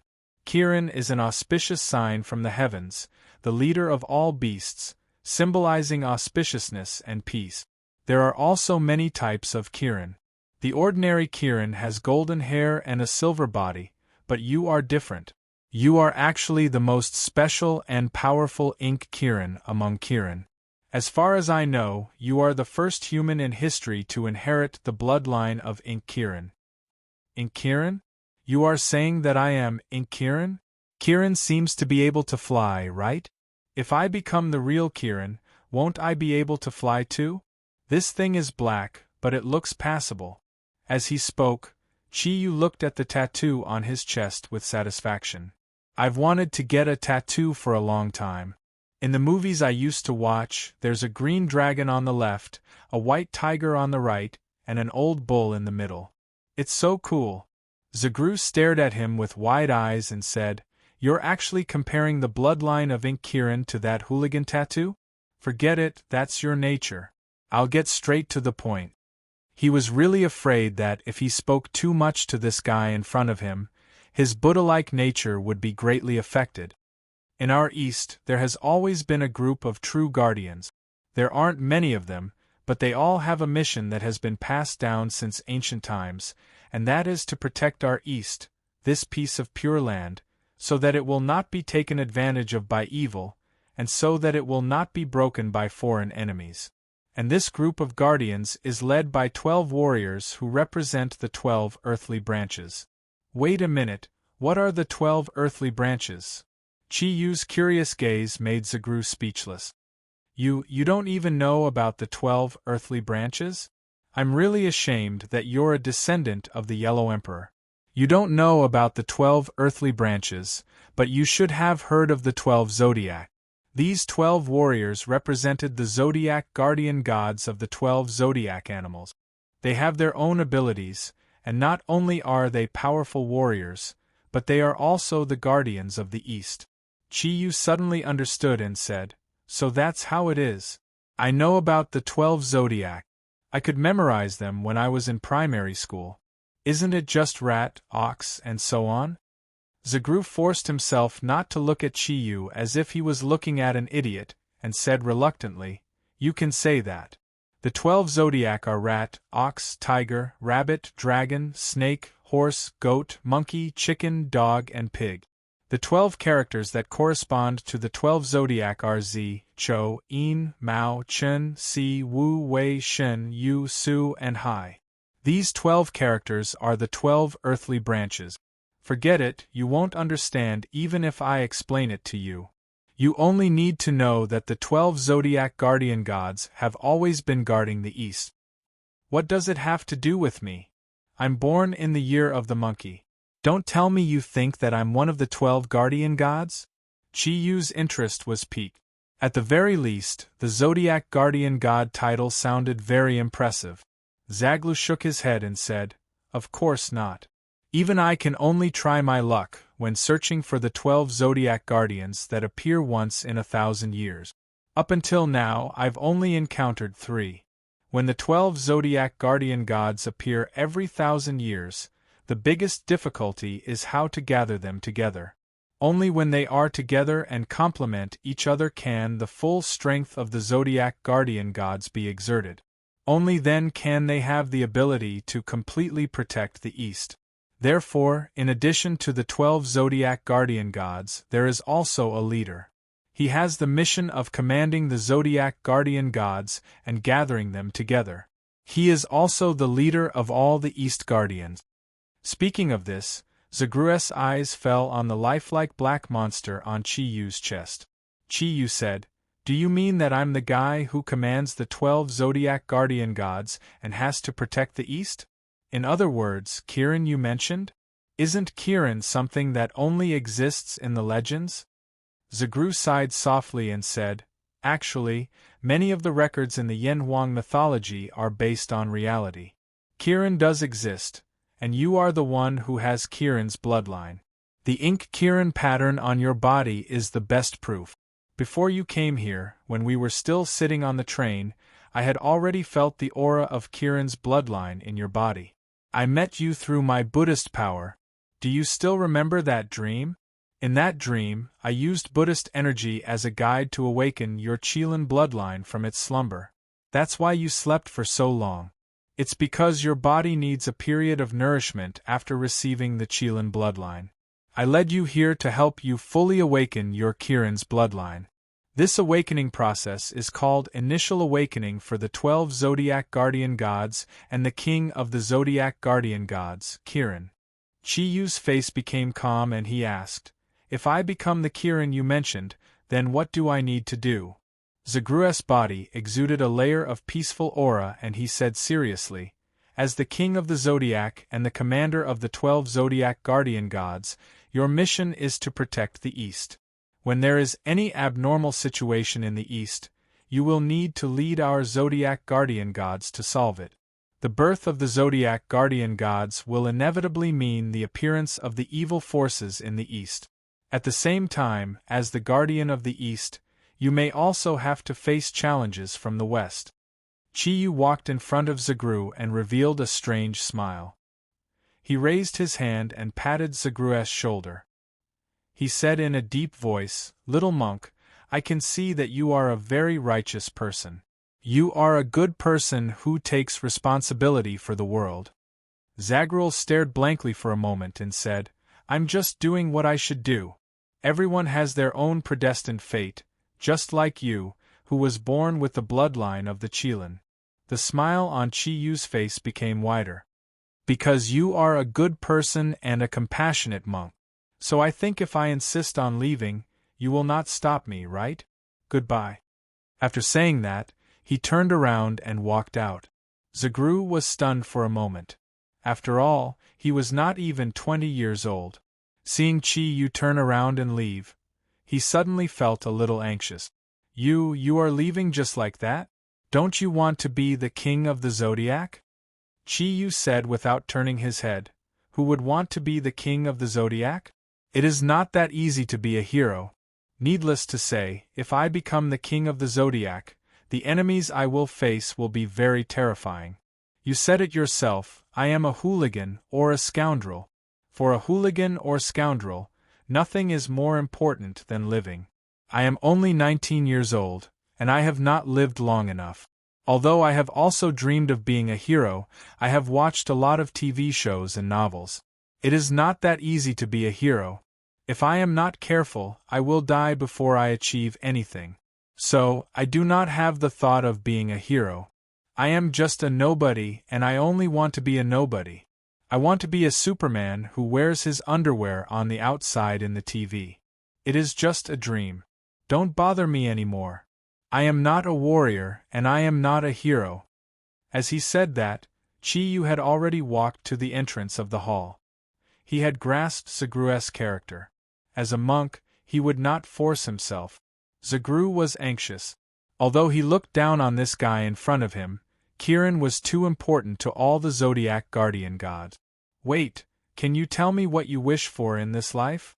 Or should I say, what is your biggest wish? Qi Yu stood at the door and turned around. His eyes were full of longing. Actually, my wish is very simple. I live on the west side of the capital. I once knew a big brother. His nickname was Smoke Man. He once said something that inspired me a lot. He said, sleep until you wake up naturally. Count money until your hands cramp. I added 2 more sentences on the basis of these 2 sentences. They formed all of my wishes. I added, beautiful women come to my door and let me sleep with them. My golden spear will never fall. These 4 sentences, when put together, were my life's ideals. However, although I am just a nobody, I also know that wishes are beautiful, but they are also very difficult to achieve. So, I have never had any extravagant expectations. Seeing that Qi Yu was about to leave again, Zagru hurriedly said, these wishes of yours are not impossible to achieve. Although as a monk, he really didn't want to get involved in these mortal affairs, in order to make Qi Yu stay, he had to go along with it. Sure enough, as soon as Zagru said this, it immediately aroused Qi Yu's interest. Then tell me, how can it be achieved? Can it be achieved by becoming Kirin? Even if it is true, I don't want to enjoy it for a few days and then die. Zagru said with a wry smile. In fact, what you said is nothing more than the word power. With power, everything will become simple. In the East, the status of Kirin is absolutely transcendent, and what you will face is far less dangerous than you think. As the king of the Zodiac guardian gods, all the Zodiac guardian gods will take your safety as their responsibility. They will not hesitate to sacrifice their lives to protect you. Moreover, as the unprecedented Ink Kirin, you have a special ability that other Kirin don't have. You are now only in the initial stage of awakening. As long as I help you to enlighten your acupoints, your Ink Kirin bloodline will be fully awakened, and you will immediately have this special ability. Qi Yu looked at Zagru and said, what ability? Don't tell me that I will become a super master after you enlighten me. I have read many novels, and I understand the principle of gradual progress. No one can eat fatso in one bite. Zagru shook his head and said, of course not. You are right. Gradual progress is a process that all cultivation methods have to go through. The more effort you put in, the more power you will have. In ancient times, Kirin was one of the most powerful divine beasts. However, Kirin has a fatal weakness, and that is their horn. Once their horn is chopped off, Kirin's life will also disappear. However, there is an exception in the Kirin clan, and that is Ink Kirin. Ink Kirin has a strong vitality that other Kirin can't compare to. Even if their horn is chopped off, they can still survive. Moreover, their horn will grow again. Chiyu said calmly, "What do you mean by telling me this?" Zagru said, "What I mean is that as long as your Ink Kirin bloodline is fully awakened, you will be able to have a strong self-recovery ability. Unless your head is chopped off, you will be able to recover in a short time even if your other limbs are broken." Chiyu was stunned. F***ck, then am I Kirin or a cockroach? Zagru smiled and said, "Of course you are Kirin. How can a cockroach be compared to Ink Kirin? Not only that, because Kirin is an auspicious sign from the heavens, as long as your bloodline is awakened, anyone who offends you will be punished by fate. Although the punishment may not be severe, an auspicious sign is not something anyone can offend." Chiyu was pleasantly surprised. "Do you mean that anyone who offends me in the future will be out of luck?" Zagru said, "In a sense you can understand it that way. However, it is only to a certain extent." Chiyu shook his head and said, "It still won't work. If I only have a strong recovery ability, then I will become a punching bag. I won't do it." Zaglu suppressed the anger in his heart and said, "Of course it won't be like this. As the inheritor of the Qilin, you naturally have a cultivation method that belongs to the Qilin. As long as you are willing to cultivate diligently, you will definitely become an expert. Furthermore, you have the Zodiac Guardian God to protect you, so how can you become a punching bag? Among the Guardians of the East, I am called Tian-in. My ability is to help you and the other Zodiac Guardians awaken their abilities. However, I can only sense their aura within 100 miles. You are different. After you turn 18, no matter where you are, I will be able to sense your existence. You also have the ability to sense the aura of any Zodiac Guardian within a distance of 500 miles. 2 years ago, I traveled all over the country and finally found 3 Zodiac Guardians under my unremitting efforts. Some of them have already awakened, while others were awakened by me. As long as you are willing to accept the responsibility of Kirin, then they will naturally become your guardians. Before you find all 12 Zodiac Guardians, you can temporarily ignore any troubles that occur in the East. You can rest assured that the Zodiac Guardians are the most important among the Guardians of the East. They are the most powerful existences, and the most important one among the Zodiac Guardians is you, the King of the Zodiac. Only under your leadership can the Zodiac Guardians exert their full strength. Therefore, protecting your safety is absolutely the most important thing. In the next few years, your task is actually very simple. You just need to find the other Zodiac Guardians and practice your own cultivation. There won't be any danger. As for our Guardians of the East, some of them are families that have been passed down since ancient times. These big families have great power. As the King of the Zodiac, you will naturally get their help. It will be much easier to realize your wishes." Chiyu tilted his head and said, "That sounds pretty good. All right, I'll agree to it. However, shouldn't you at least show me something?" As he spoke, he stretched out his right hand and rubbed his thumb, index finger, and middle finger together. There was a wretched and lascivious smile on his face, revealing his true colors of a ruffian. In fact, from the moment he saw the Kirin pattern on his body and Zagru told him about his dream, Chiyu had already believed him. And when Chiyu said that he wanted to leave, he was just playing hard to get. When he was very young, Chiyu had vowed that even if his name could not be passed down in history, he must be infamous for thousands of years. He would never live in vain. How could he give up such a good opportunity when it suddenly appeared in front of him? However, extortion was the nature of a ruffian. The little monk in front of him was obviously not an ordinary person. How could Chiyu be reconciled if he did not get some benefits from him? Obviously, Zagru did not understand what Chiyu meant. Looking at his rubbing fingers, he asked in confusion, "What do you mean?" Chiyu laughed and said, "Don't you Buddhists all have magic weapons?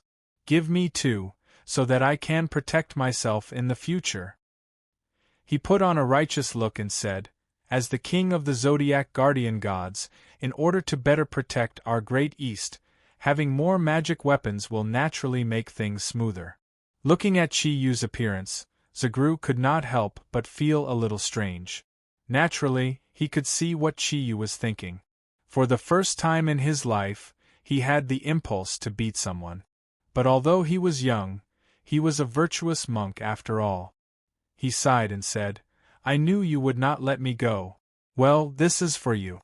Only this thing is suitable for you." As he spoke, he took off a string of green Buddha beads from his wrist and handed it to Chi Yu. Chi Yu rejoiced in his heart as he hurriedly walked in front of Zaglu. He did not even say a word of courtesy as he received the prayer beads. He could not help but feel a little disappointed as he held them in his hand. The prayer beads were dark green in color and gave off a simple and unadorned aura. They were slightly warm to the touch and did not emit any dazzling light. He could not tell what kind of treasure it was. Zagru said, "This string of beads was passed on to me by the ancestors. It has the effect of calming the mind and driving away evil. It is my most precious thing. As Kirin, I will give it to you. However, if you want to fully use the Buddha power in it, you need to constantly practice and understand it. There are 17 Buddha beads in total. They are smaller than lotus seeds and larger than soybeans. Do you know what they are?" Chi Yu looked at them and looked back at them. There did not seem to be anything special about them. Moreover, they were not very round. Although the surface was bright, they looked a little strange. "Don't tell me that this is the legendary Bodhi seed. That thing seems to be worthless." Zagru looked at the Buddha beads with reverence in his eyes. "This string of Buddha beads cannot be measured by value. With it on you, unless it is a monster that has cultivated for more than 1,000 years or an ancient giant beast, it will not be able to invade your body. These 17 Buddha beads are the Buddha's tooth relics of 17 ancestors. They are priceless treasures in Buddhism." "What? These are Buddha beads made from Buddha's tooth relics. You are really extravagant." Chi Yu looked at Zagru blankly. Zagru shook his head and said, "No, this is not extravagant. This string of Buddha beads has a history of thousands of years. Since the day the Zodiac guardian god appeared, this string of Buddha beads has been used by generations of Tian-in. You are the first person besides Tian-in to have it. I hope you will not violate the will of the ancestors. With it on you, you should be more assured of your safety.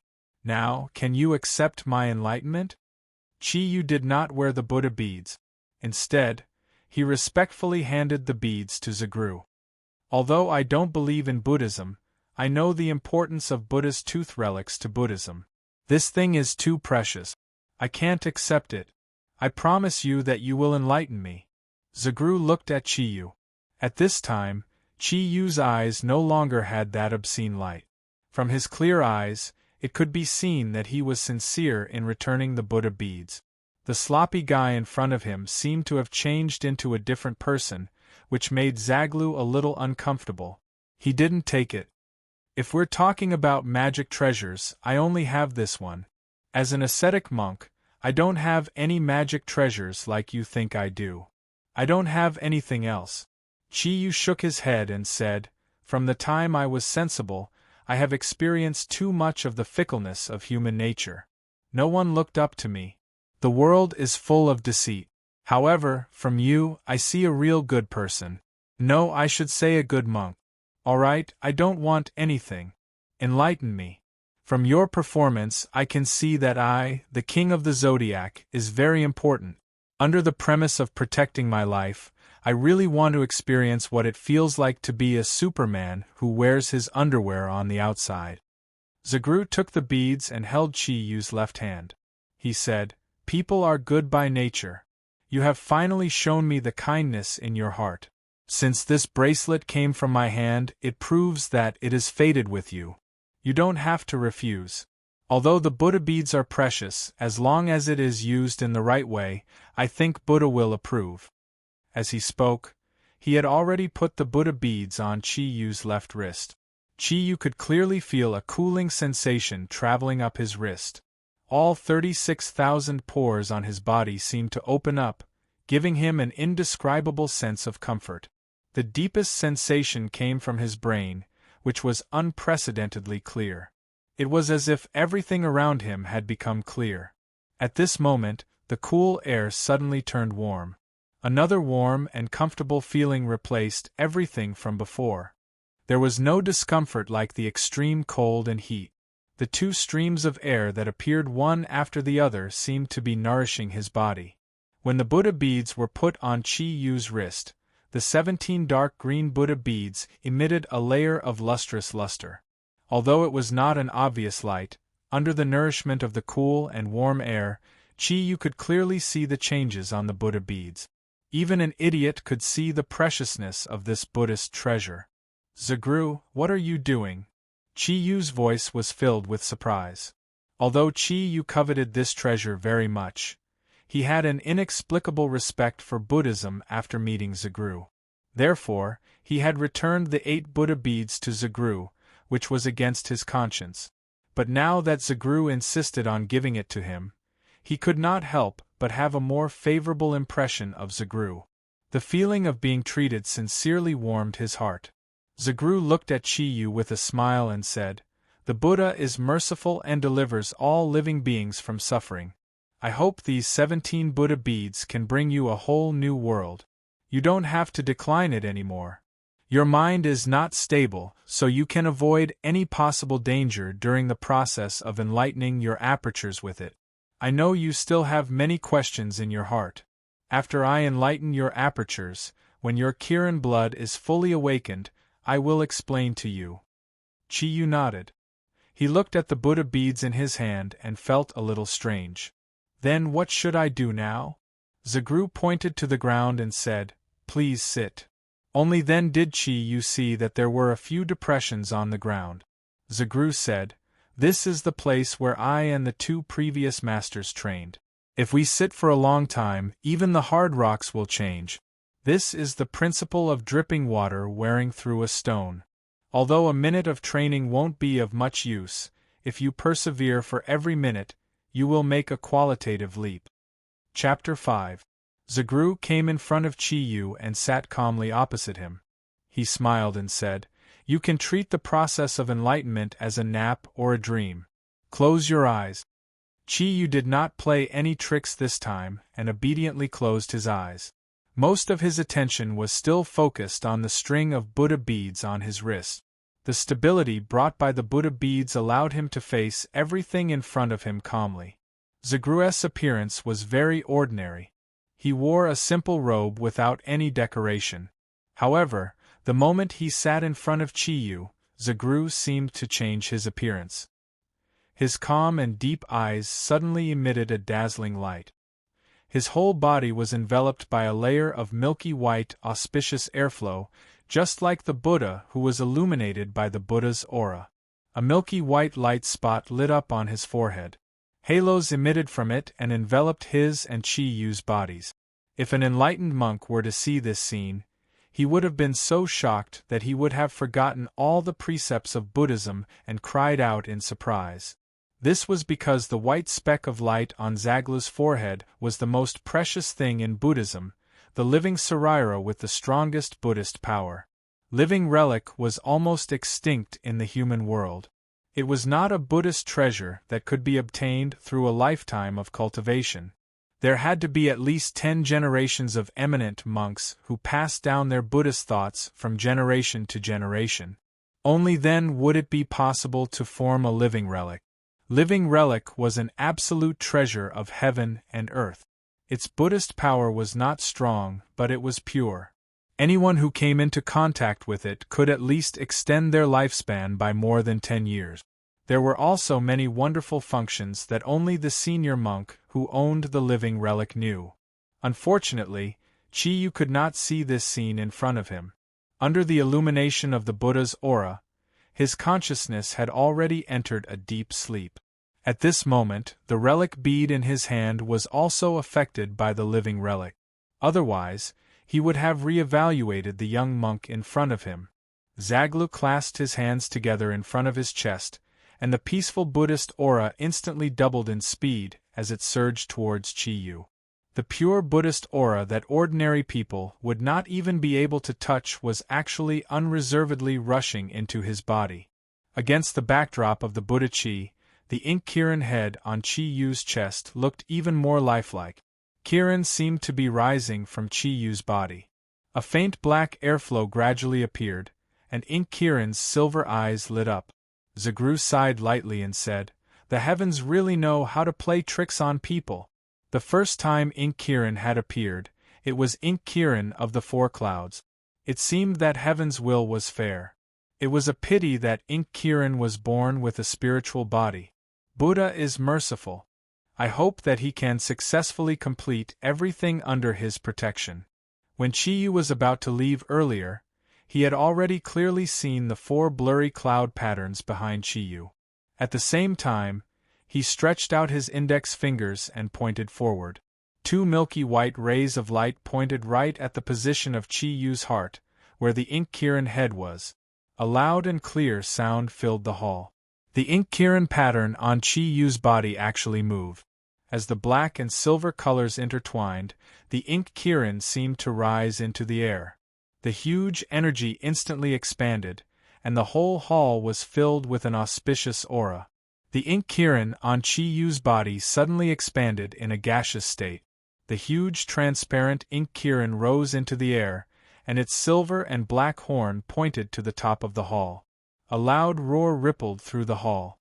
The huge body of the Ink Kirin spun around Chi-Yu's body, and the Buddha's aura rushed out and poured into every pore of Chi-Yu's body.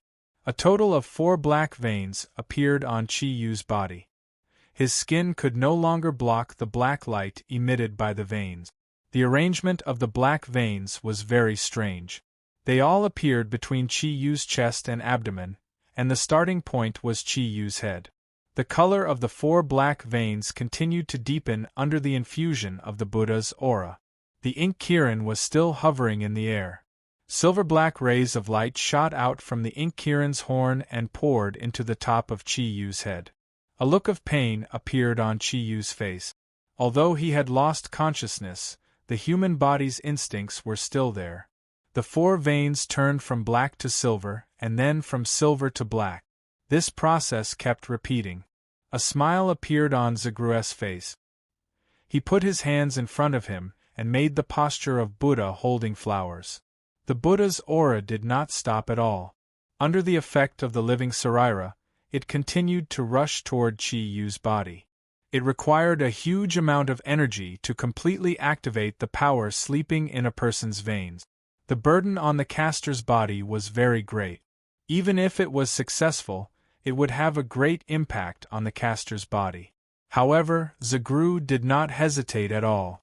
The Buddha's aura he released was completely in the spirit of dedication. In this ancient hall, the sacred ceremony continued. The alternation of day and night outside did not affect anything in the hall. Time passed bit by bit. Chi-Yu's expression became more serene, but Zagru's face gradually paled. Large drops of sweat soaked through his simple monk's robes. The Sarira bead on Chi-Yu's hand emitted a bright green light under the influence of the living Sarira. It buzzed constantly. It was precisely because of its existence that Chi-Yu had a stable state of mind during this extremely difficult ceremony. Just as Zagru had said, when Chi-Yu woke up from his lethargy, he seemed to have only had a dream. In the dream, he saw himself surrounded by 4 masses of light. These 4 masses of light were red, purple, cyan, and blue. When the 4 colors of light completely converged, his dream had also ended. When he opened his eyes, the hall was still as dark as before. Everything in the hall was the same as before Chi-Yu fell asleep. Nothing had changed, but Zagru had disappeared. Looking down at his chest, Chi-Yu was surprised to find that the pattern of the Ink Kirin had disappeared. Although his upper body was naked, he did not feel cold at all. He stood up and moved his body. Everything seemed to be the same as before. Nothing had changed. He was still himself. Other than the additional Sarira bead on his hand, which could prove everything that had happened, Chi-Yu felt that he was still the same person as before. There was no special power in him. I can't have become Superman, right? Chi-Yu thought to himself as he squatted down and forcefully slapped the ground with his palm. Ouch! The hard ground caused his palm to hurt, but there was no change to the hard stone ground. Oh my God! Is Zagru lying to me? Why is he still the same as before? No matter what, as Kirin, I should be a little more fierce. Now, it seems that there is no difference from before. Do I still have to rely on my breaking brick martial art? As he moved his body, Chi-Yu found that although he seemed to have only slept, he had been sitting cross-legged. His body should have been a little stiff, but now it did not feel like that. Every joint was very flexible, and his body was very relaxed. It was as if his muscles and bones had become a lot softer after the sleep. His shirt was on the ground beside him. Chi-Yu picked it up and put it on. He was surprised to find that his shirt seemed to be a little small, and it was tight when he put it on. He looked down at his body again. From his point of view, his body did not seem to have changed. However, his body seemed to have expanded a little as if it had a second puberty.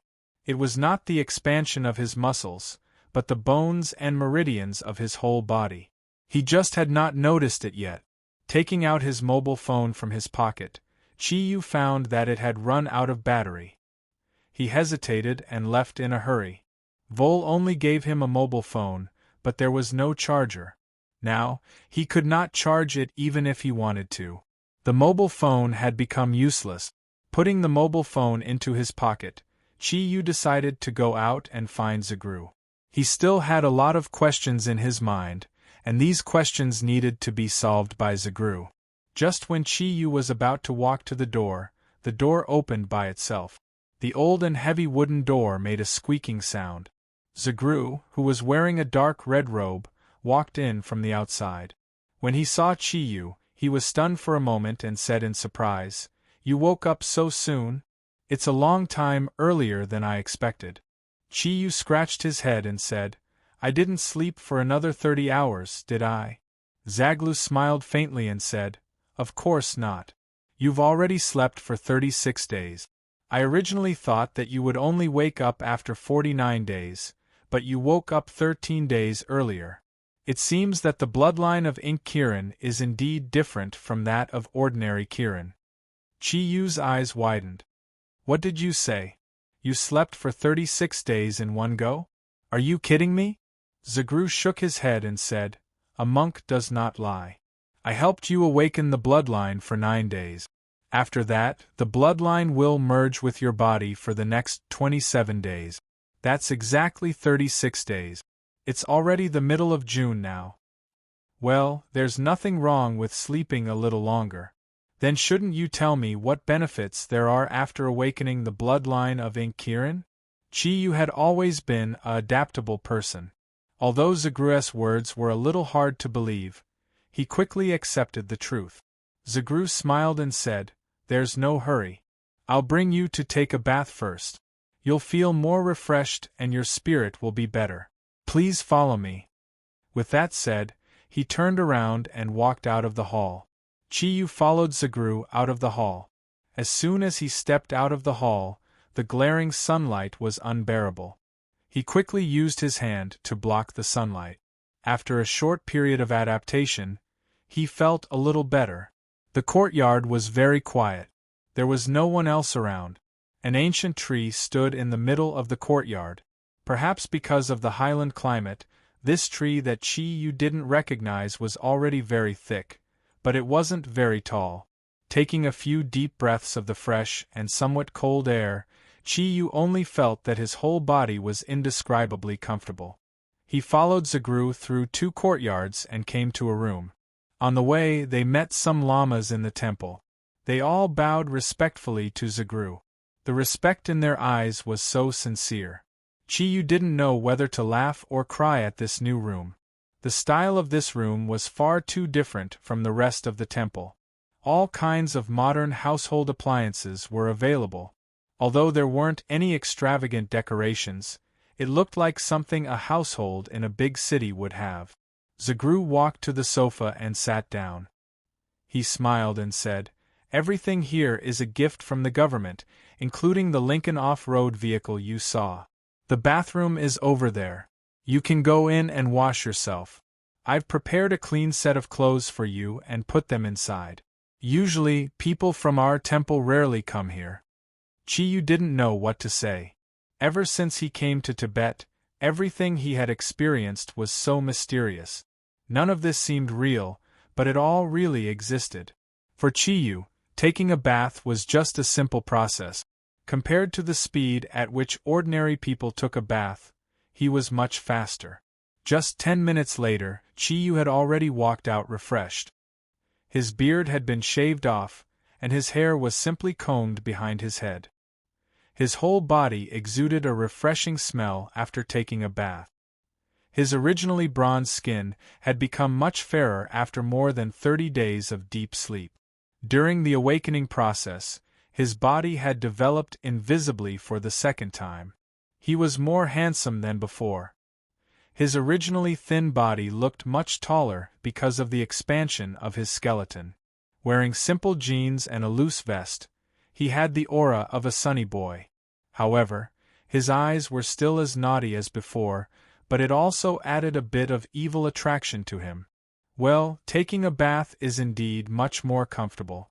Zagru, the clothes you bought for me fit quite well. Before I went in, I thought you would get me a monk's robe or something. I didn't expect you to be so thoughtful. You even have underwear." As he spoke, he sat down next to Zagru. After taking a hot shower, his entire body felt light. It was indescribably pleasant, as if his entire body had become much more relaxed. Zagru glanced at the Sarira beads on Chiyu's hand and said, "The awakening of your Kirin bloodline is very smooth, much smoother than I expected. Now you are the first four-cloud Kirin in history. At the same time, you are also an ink Kirin." At this time, Chiyu calmed down. He found that Zagru looked much more haggard than before he fell asleep. There was not a trace of blood on his face. His eyes were still so peaceful, but the tiredness and slight weakness in his eyes did not escape Chiyu's eyes. Although Chiyu did not know why his senses had become so sharp, he clearly felt that the awakening of his Kirin bloodline must be the reason why Zagru was so weak. "Now you can tell me in detail what's going on with the Qilin bloodline and the Zodiac guardian god you mentioned." Chiyu looked at Zagru attentively. When he heard that his Kirin bloodline awakening was very smooth, his heart could not help but heat up. If he could be as strong as that Superman who wore underwear on the outside, would all the beauties in the world tolerate him? Thinking of this, the smile on his face could not help but become a little lascivious. Zagru obviously saw the expression on Chiyu's face, but he pretended not to see it and said seriously, "Whether it is you or the other 12 Zodiac warriors, the abilities are divided according to the clouds. There are a total of 9 clouds. Every time you increase a cloud, your strength will increase correspondingly. For the Zodiac warriors, if they increase a cloud, their strength will be increased by 1.5 times. In other words, the strength of 2 clouds is equivalent to 1.5 times the strength of 1 cloud, and the strength of 3 clouds is equivalent to 1.5 times the strength of 2 clouds, which is 2.25 times the strength of 1 cloud. The higher the level, the stronger the strength. The higher the cloud level, the more obvious the increase in strength will be. At the last 3 clouds, every increase in cloud will directly increase the strength by 100%. Chiyu's eyes lit up. He said, "That means I directly have the strength of 4 clouds, then I am very powerful." Zagru shook his head and said, "No, it is not like that. The awakening of the bloodline is one thing, the strength is another. You yourself said that no one can reap without sowing, and the cultivation of the Zodiac Guardian is even more so. As the king of all the Zodiac Guardians, you need to cultivate from the very beginning. Now you do not even have the strength of 1 cloud. The 4 clouds Kirin I am talking about is not referring to your strength having increased to the level of 4 clouds, but the ability you possess. In ancient times, the Kirin clan was divided into 4 types. Although apart from the Ink Kirin, most of the Kirin looked similar, their abilities were different.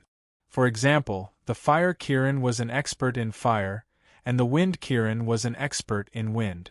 The Kirin was generally divided into 4 types: thunder, fire, wind, and water. Each Kirin would have their own magic cloud, and the color of the cloud represented the attribute of their ability. The Thunder Kirin's magic cloud was purple, the Fire Kirin was red, the Wind Kirin was cyan, and the Water Kirin was blue. In history, there have been Kirin with 2 or more clouds, which meant that they had 2 or more attributes. But you have 4 magic clouds which are of these 4 colors. In other words, the 4 clouds Kirin I am talking about is the Kirin with 4 attributes. You have the thunder, fire, wind, and water abilities at the same time. This is the first time in the history of Kirin. Even the ancient Kirin king did not have 4 attributes. Chi was overjoyed, he said. Then isn't I very strong? 4 abilities at once? Waha, doesn't this have the effect of a cocktail? I didn't expect me to be a genius. A hint of sadness flashed in Zagru's eyes, but Chi did not notice it because he was too happy. In a sense, you are indeed the greatest genius in the history of Kirin, and also the most talented Kirin. As long as you are willing to work hard, and have 4 abilities at the same time, you will indeed be much stronger than the ordinary Kirin. Coupled with Ink Kirin's natural self-healing ability and tyrannical body, in theory, you can become the strongest among the Eastern Guardians. Looking at Chi Yu's excited expression, Zagru said calmly. Chi Yu nodded and said, "Then hurry up and tell me how to cultivate. The feeling of being an expert must be pretty good." Zagru smiled indifferently and said, "The Zodiac Guardian's cultivation method is basically similar to yours. In general, it is called the Ascending Cloud Technique. But your Ascending Cloud Technique is a little special, it is called the Ascending Qilin Technique. Cultivation is arduous and long. If you want to obtain superhuman strength, you must pay a superhuman price. You don't have to be too happy. Although 4 attributes are good, if you want to reach the 1 cloud realm as a whole, you must cultivate all 4 attributes to the 1 cloud. Only then can you continue to cultivate to the 2 clouds.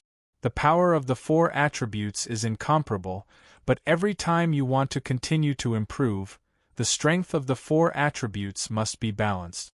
In other words, if you want to cultivate to the 3 clouds realm, you must first achieve the 2 clouds in all 4 attributes. As the king of the Zodiac, your strength will double with every cloud you reach.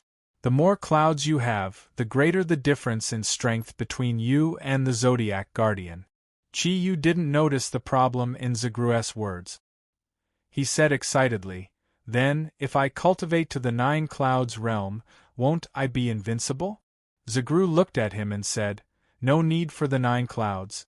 You are Kirin of the 4 auspicious clouds. As long as your strength reaches the 6 clouds, even if the Zodiac Guardian reaches the 9 clouds, they can't be compared to you.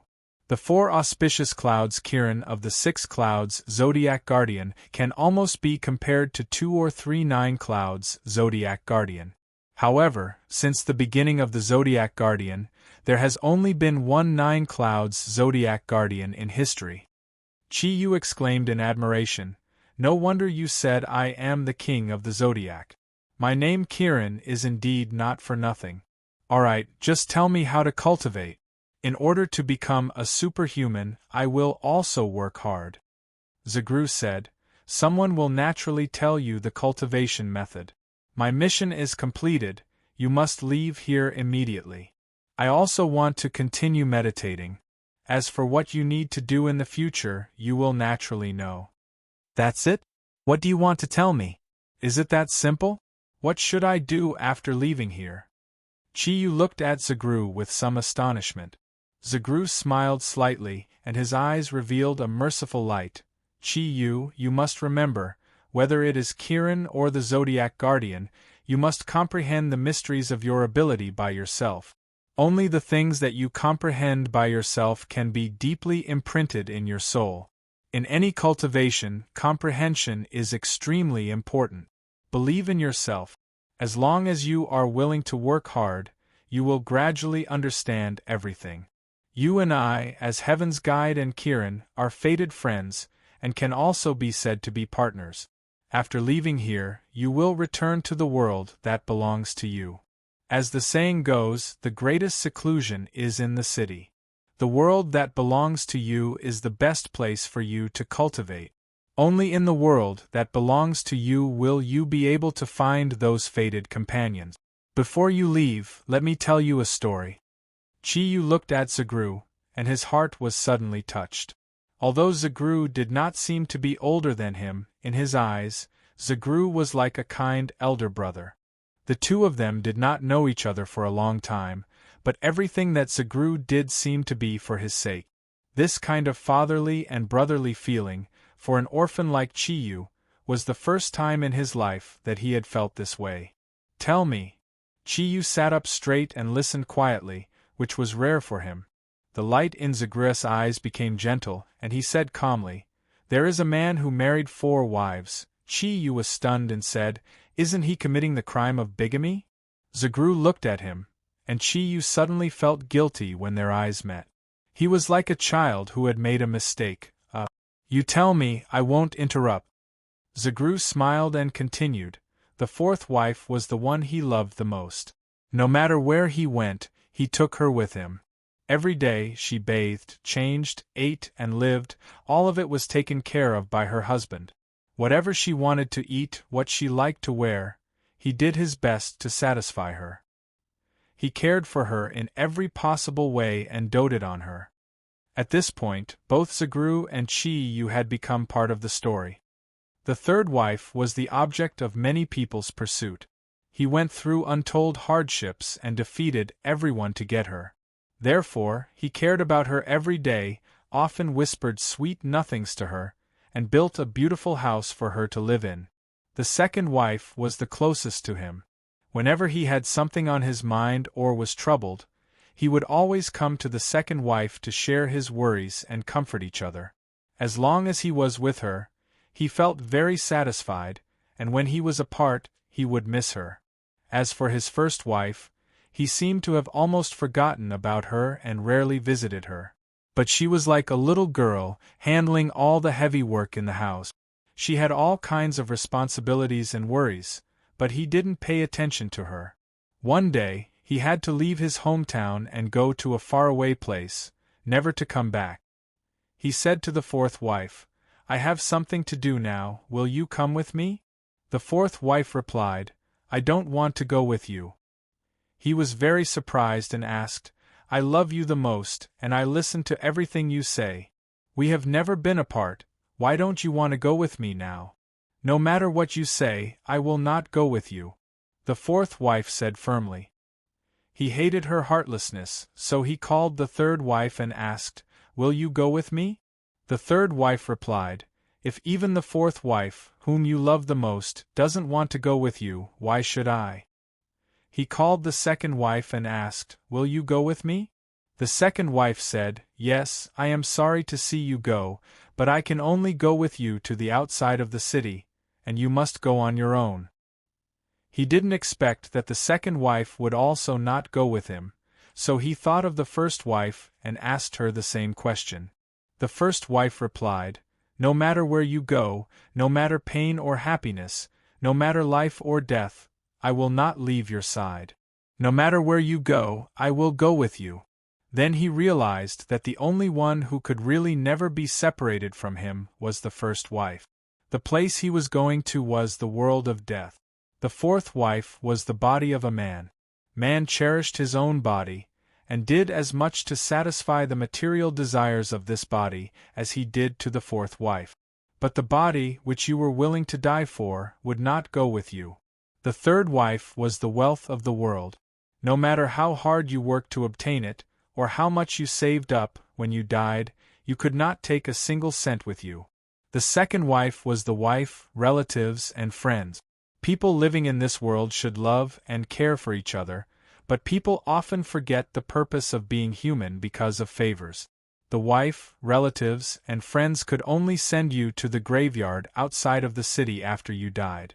When you came back, you would be sad for a while, and then they would go about their own lives and forget about you.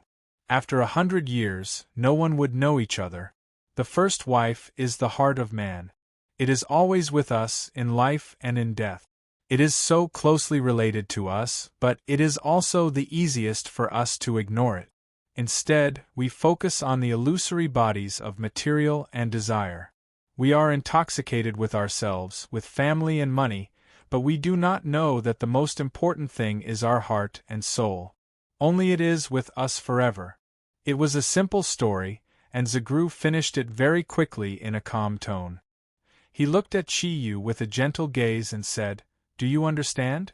The reason why he chose this story was because he understood Chi-Yu's character very well. The mention of 4 wives might leave a deeper impression on him. Chi-Yu nodded and then shook his head. "I don't know if I understand it or not. I know what you want to say. You want to tell me that cultivation must first cultivate the heart, and not let everything in the outside world affect my heart. But I know what kind of person I am, and I also know that what you said is right. Frankly speaking, I can't do it. At least, I can't do it now. I can only say that everything I do from now on, I will do it with a clear conscience." Zagru smiled and said, "I never want you to do anything deliberately. Alright, just remember the words have a clear conscience. In fact, this is also a way to cultivate the heart. I have said what I wanted to say. Let me introduce you to someone. For a long time in the future, she will be by your side, answering some of the questions in your heart, and guiding you in your cultivation." Chi-Yu smiled almost subconsciously and said, "You are not going to give me a great beauty, are you? This is not your style." Zagru smiled and did not say anything. At this time, the door opened. A person walked in from outside. Seeing this person, Chi-Yu's mouth opened so wide that a large egg could be stuffed in. "What the f***ck, so I am really auspicious. You can even say that?" Chapter 6. She was about 1.7 meters tall and had a head of soft, short hair. Her simple parting made her look full of vigor. Her beautiful big eyes seemed to be able to speak as she looked curiously at Chi-Yu. Her skin was white and her beauty was exquisite. Every movement she made exuded an air of elegance. The combination of nobility and liveliness was perfectly reflected on this girl, who looked to be about 17 or 18 years old. Chi-Yu always looked at women from the bottom up. However, when he saw this girl, he couldn't help but look at her delicate face a few more times. Then, he looked at her body out of habit. Her figure was the perfect golden ratio. Although they were both wearing jeans, she looked so beautiful when she wore them. Her slender thighs and delicate buttocks outlined the perfect curve. The corners of the trousers were slightly wider, which was the popular mini bellmouth. She wore a white long-sleeved t-shirt with a large collar, revealing the snow-white skin below her collarbone. Although the fullness in front of her chest could not be said to be hot, it was considered to be slender and moderate. Chi-Yu secretly compared Shueiyue to this girl in front of him. He couldn't think of who was more beautiful. The girl in front of him was more delicate, while Shueiyue was more gentle and holy. In Chi-Yu's heart, he had already subconsciously classified them as the best. As a gangster, Chi-Yu had a very detailed classification of beauties. From low to high, they were divided into terror grade, dinosaur grade, fear grade, attention grade, eye grade, desire grade, impulse grade, exclamation grade, and perfect grade. There were a total of 9 grades. Although the classification was detailed, it was actually based on Chi-Yu's own evaluation. There was no accurate standard. The meaning of terror grade was very simple. It was to see someone who didn't even have the strength to run and fainted. This was the terror grade. There was once a legendary sister named Furong. She should have belonged to the dinosaur grade, but her narcissism could definitely make Chi-Yu faint. Therefore, she was directly classified into the terror grade. The dinosaur grade, on the other hand, was the type that made people want to run away. At least they still had the strength to run. The fear grade was slightly better. When he met someone of this grade, Chi-Yu would definitely restrain his lecherous gaze. He was afraid that the other party would misunderstand him, hence the fear grade. As for attention-level beauties, they belonged to those who could be looked at normally. At the very least, they wouldn't make him feel uncomfortable. From Chi-Yu's aesthetic point of view, he liked beauties that were pleasing to the eye, desiring, and impulsive. Those that were pleasing to the eye naturally had something special about them, and those that could arouse desire naturally had a good figure. When it came to the impulsive level, they were considered 1 in 100 beauties. For example, Nana, who had kicked Chi-Yu away, was actually in the middle of the two grades of eye-pleasing and desire. When he first saw Shuei-Yu, Chi-Yu directly classified her into the impulse grade. However, after feeling the pure heart of Shuei-Yu's angel in white, he classified a woman into the regret grade for the first time. As the saying went, regret grade was the absolute best of beauties. When it came to beauties of this grade, Chi-Yu didn't have any thoughts. After all, although he was a hooligan and a scoundrel, he still had self-awareness. He wouldn't think too much about an encounter that was impossible to happen, so as to avoid causing trouble for himself. For a beauty like Shuei-Yu, whether it was family background, appearance, or character, she was 1 in a million. Why would she look at him? And this girl who appeared in front of him could make Chi-Yu instantly enter the regret grade. This was enough to prove how much shock she brought to Chi-Yu. As for the highest perfect grade, in Chi-Yu's heart, it was just an empty title. How could there be a woman who was perfect? Putting up such a grade was just some of Chi-Yu's vanity playing tricks on him. Fortunately, after listening to Zagru's story, Chi-Yu's state of mind had changed. Otherwise, when he saw a beauty of this grade, his eyes would definitely be filled with lust. Even so, his gaze that looked up from below still made the face of the beauty who came in blush slightly. The beauty directly walked in front of Zagru and said respectfully, "Great Master." Zagru smiled slightly and said, "Let me introduce you. This is Chi-Yu who inherited Kiran's bloodline. Chi-Yu, this is one of the 3 Zodiac guardian god warriors that I found, Ji Ming. Ji Ming? This name is really unique. Great Master, do you mean that she will help me cultivate in the future?" Zagru smiled and nodded. Chi-Yu was very excited. He was so excited that he wanted to hug the young monk in front of him tightly. In order to leave a good impression on the beauty, he directly raised Zagru to the level of Great Master. But after thinking about it, in order not to let the beauty beside him misunderstand, he just held Zagru's hand tightly and said sincerely, "Great Master, don't worry. I will definitely cultivate hard. Miss Ming, nice to meet you. I'm Chi-Yu, 19 this year, unmarried, and don't have a girlfriend." After all, he was Kiran now, and he was also the king of the Zodiac. It seemed that it was not impossible for a beauty to covet him a little.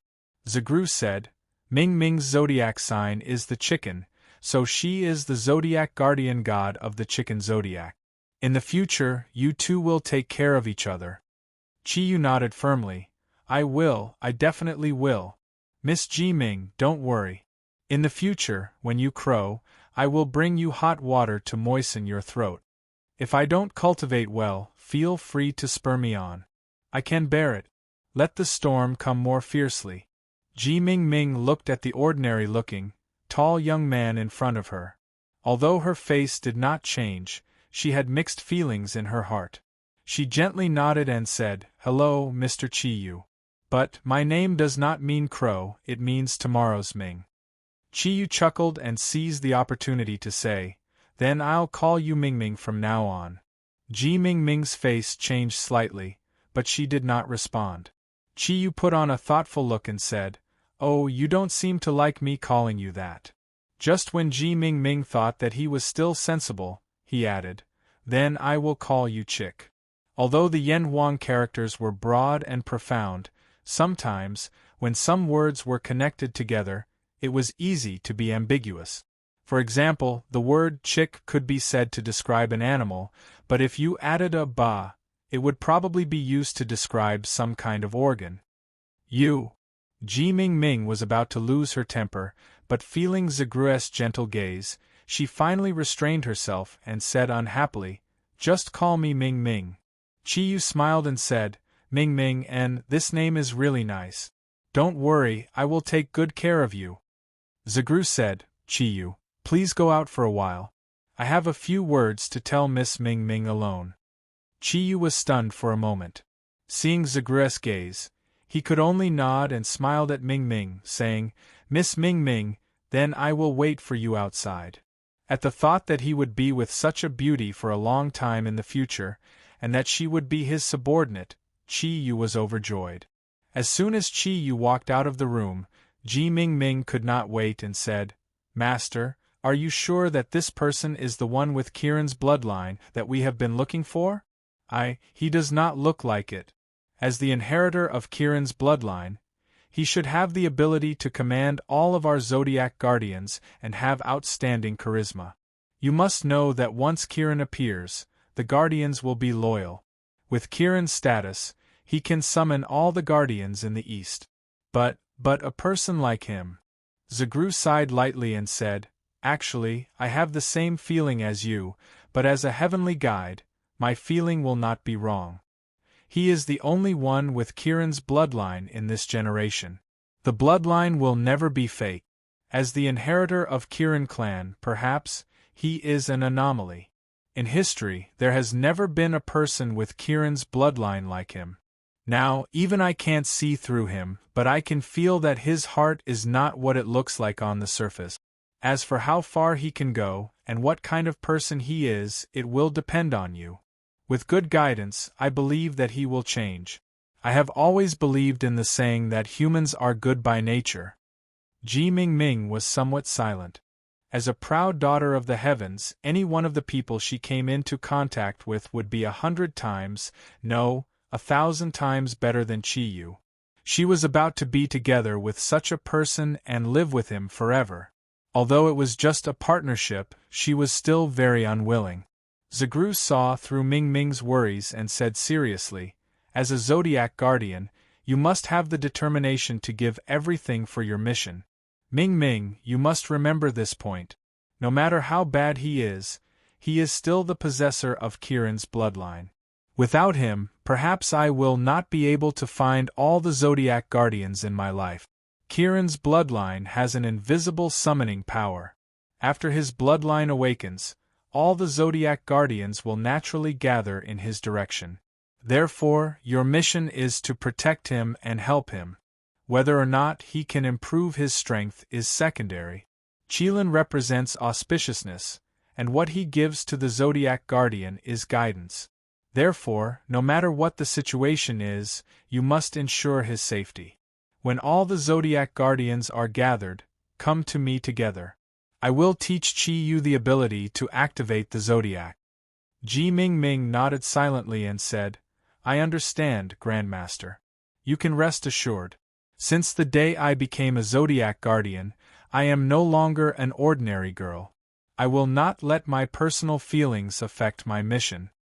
Zagru smiled and said, "You are a sensible child.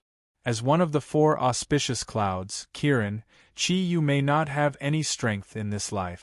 Among the Zodiac guardians in the past, the strongest Kiran had only reached the 4 auspicious clouds, barely comparable to a Zodiac guardian. That was when he was one of the auspicious clouds, Kiran. Every time Kiran increases his strength by 1 auspicious cloud, his strength will double.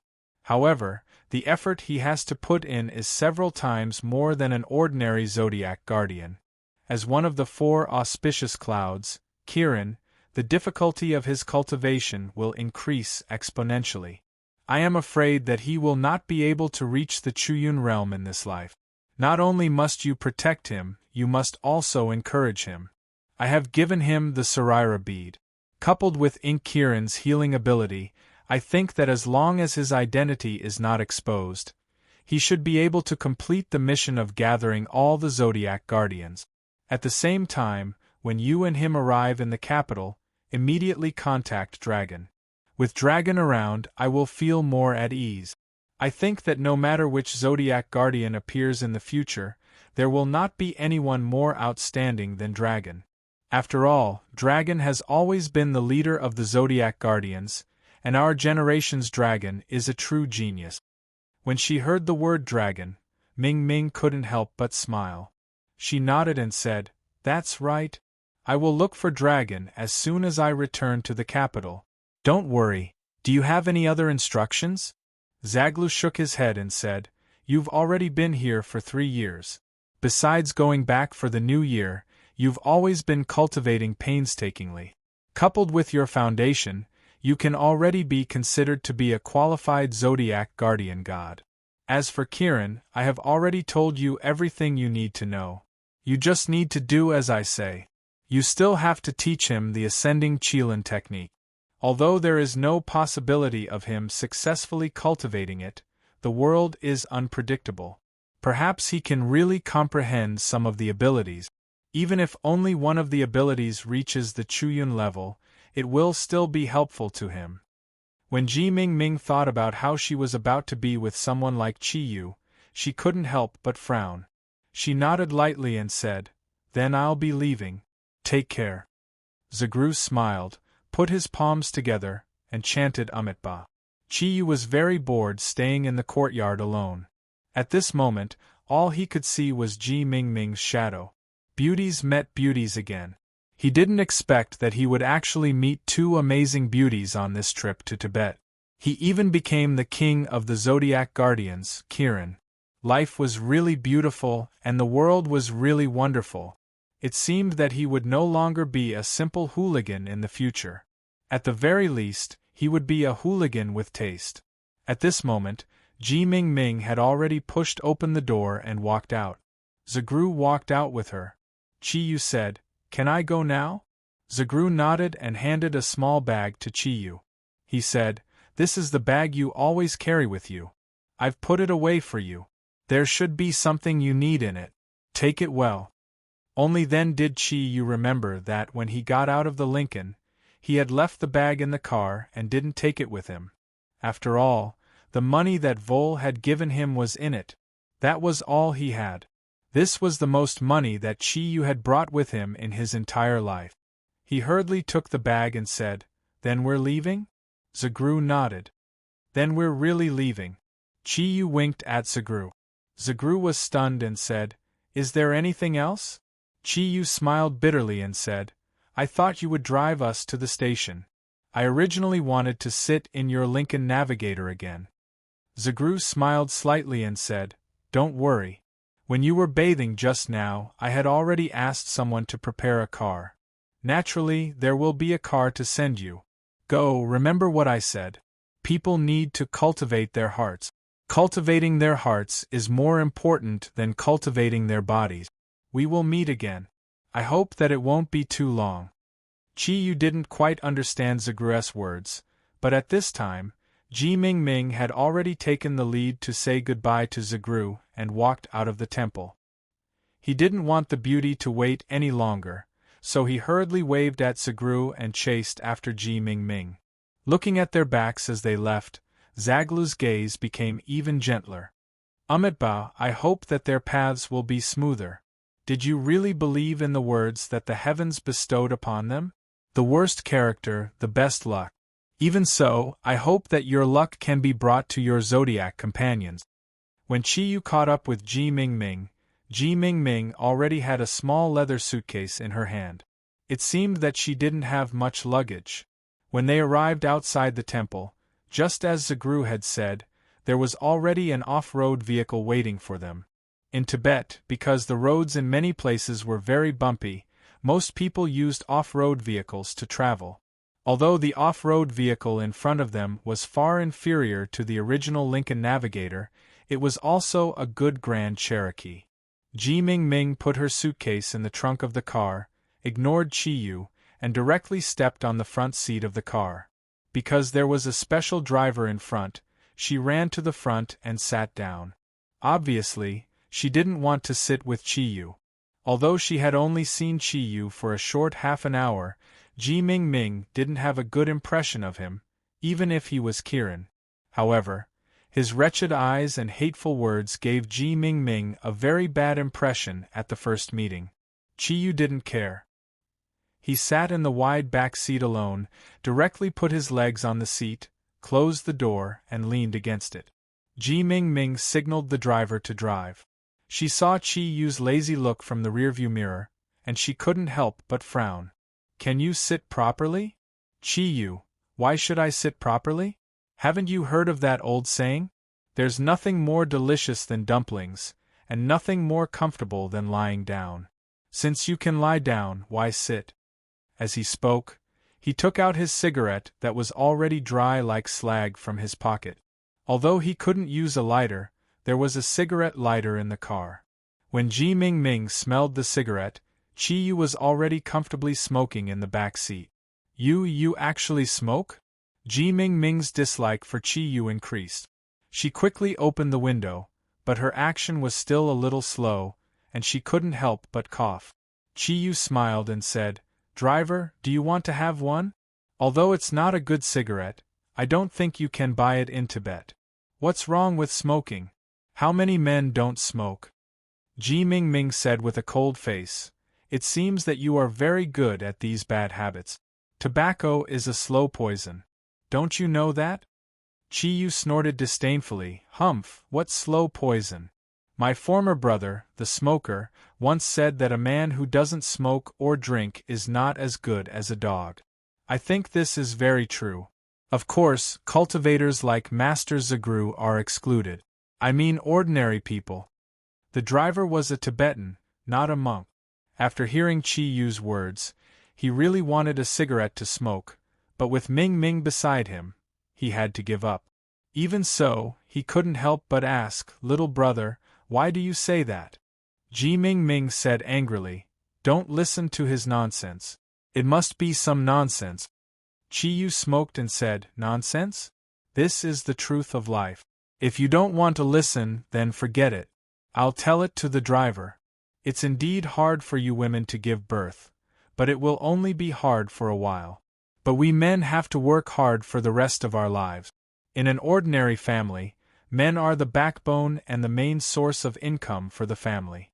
Although men and women are equal, how many men don't work, and how many women don't work? In order to support their families, men have to keep fighting, and the pressure they bear is far beyond that of women.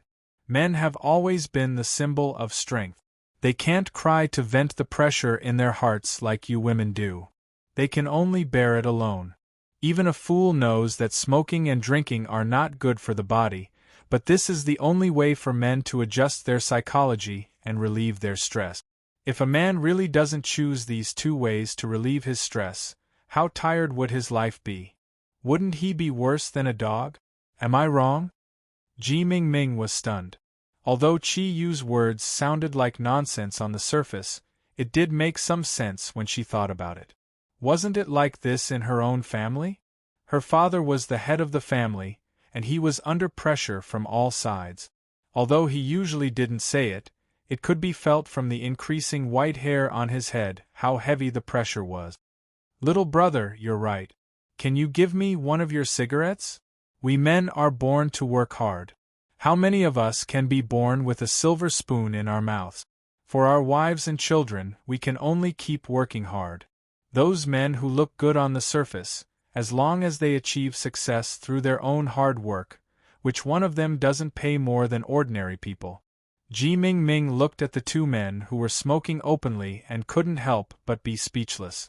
At this time, she couldn't stop them from poisoning themselves. Chiyu said with a smile, "Brother driver, you St. Buddha temple is really rich. You have a Lincoln and a Cherokee." The driver smiled and said, "Little brother, you are wrong. St. Buddha temple is absolutely a sacred existence in Tibet. The cars you see are actually gifts from the government, not bought by the temple itself. As a national tourist destination, the annual tourism income here is very high. However, Master Zagru donated all the income from the trip to Tibet to build schools and fund the outposts guarded by the soldiers, leaving only a small amount of money for the internal expenses of the temple. The master is a person we respect. His simple life is almost unimaginable to ordinary people. The car drove fast on the highway. 2 hours later, they finally entered the downtown area of Lhasa. After more than a month, when Chi-Yu returned here again and saw the magnificent golden building of Patala Palace again, his mood was completely different. Ming Ming, how are we going to the capital? Let's take the train. Ji Ming Ming shook her head and said, the train is too slow. We will go back by plane. When we get to the capital, there are still many things to arrange. Plane? I haven't done it in my life. I think it's better to take the train. The plane is too expensive. As he spoke, Chi-Yu subconsciously touched his bag. Ji Ming Ming glanced at him and said, the people of St. Buddha Temple can take any flight at any time. The ticket is free. Chi-Yu's eyes lit up and he said, that's different. I can also try the feeling of taking a plane. It must feel great to soar in the blue sky. As he spoke, he couldn't help but snap his fingers subconsciously. Something strange happened. A small flame appeared on his thumb without warning. The flame was red, and it immediately scared Chi-Yu. Wow, why is my hand on fire? He quickly patted it with his hand and extinguished the flame. What made him even more strange was that the flame seemed to have no temperature. He didn't feel any burning. Ji Ming Ming gave Chi-Yu a look. Chi-Yu looked at the driver in the front and could only suppress the doubt in his heart and not ask. Soon, the driver sent them to the airport. Chi-Yu generously gave half of his remaining cigarettes to the driver and then walked into the airport with Ji Ming Ming. Ming Ming, what happened just now? Can you tell me now? Without the driver by his side, Chi-Yu couldn't wait to ask. Ji Ming Ming whispered, that should be your Kiran's awakening skill. You are Kiran of the Four Auspicious Clouds, also known as Kiran of the Four Auspicious Cloud. Fire is one of your abilities. However, your thundercloud force is too weak now, so you can only release a small flame. Only through continuous training, and when you reach the initial cloud realm, can you release enough attack power. Then why can't I feel the heat? Because that is your own Kiran true fire. Of course you can't feel it. Kiran's true fire is much hotter than ordinary flames. Be careful in the future and don't cause a fire. Also, try not to use our Zodiac Guardian's ability in front of ordinary people as much as possible. It will bring unnecessary trouble. You must remember this. Now that your Kiran bloodline has just awakened, you need to rely on your own understanding to gradually adapt to the awakening skill. I think not only fire, but also thunder, wind, and water abilities should also be available to you. When we reach the capital, I will teach you the ascending Qilan method, and you should be able to use it. Although he could only create a small flame, it still made Chi-Yu excited. When he thought about his superpower, he couldn't help but smile. He subconsciously snapped his fingers and a small flame appeared. Chi-Yu shook his hand and the flame was naturally extinguished. Ji Ming Ming looked at his arrogant look and couldn't help but shake her head helplessly. She went straight to the VIP waiting hall. There were many passengers in Lhasa Airport. Most of them were traveling or working in Tibet. Ji Ming Ming quickly finished the formalities in the VIP waiting hall. They were going to take the flight from Lhasa to the capital of the Yenwang Republic in an hour. Sitting on the comfortable sofa in the waiting hall, Chi-Yu was happy.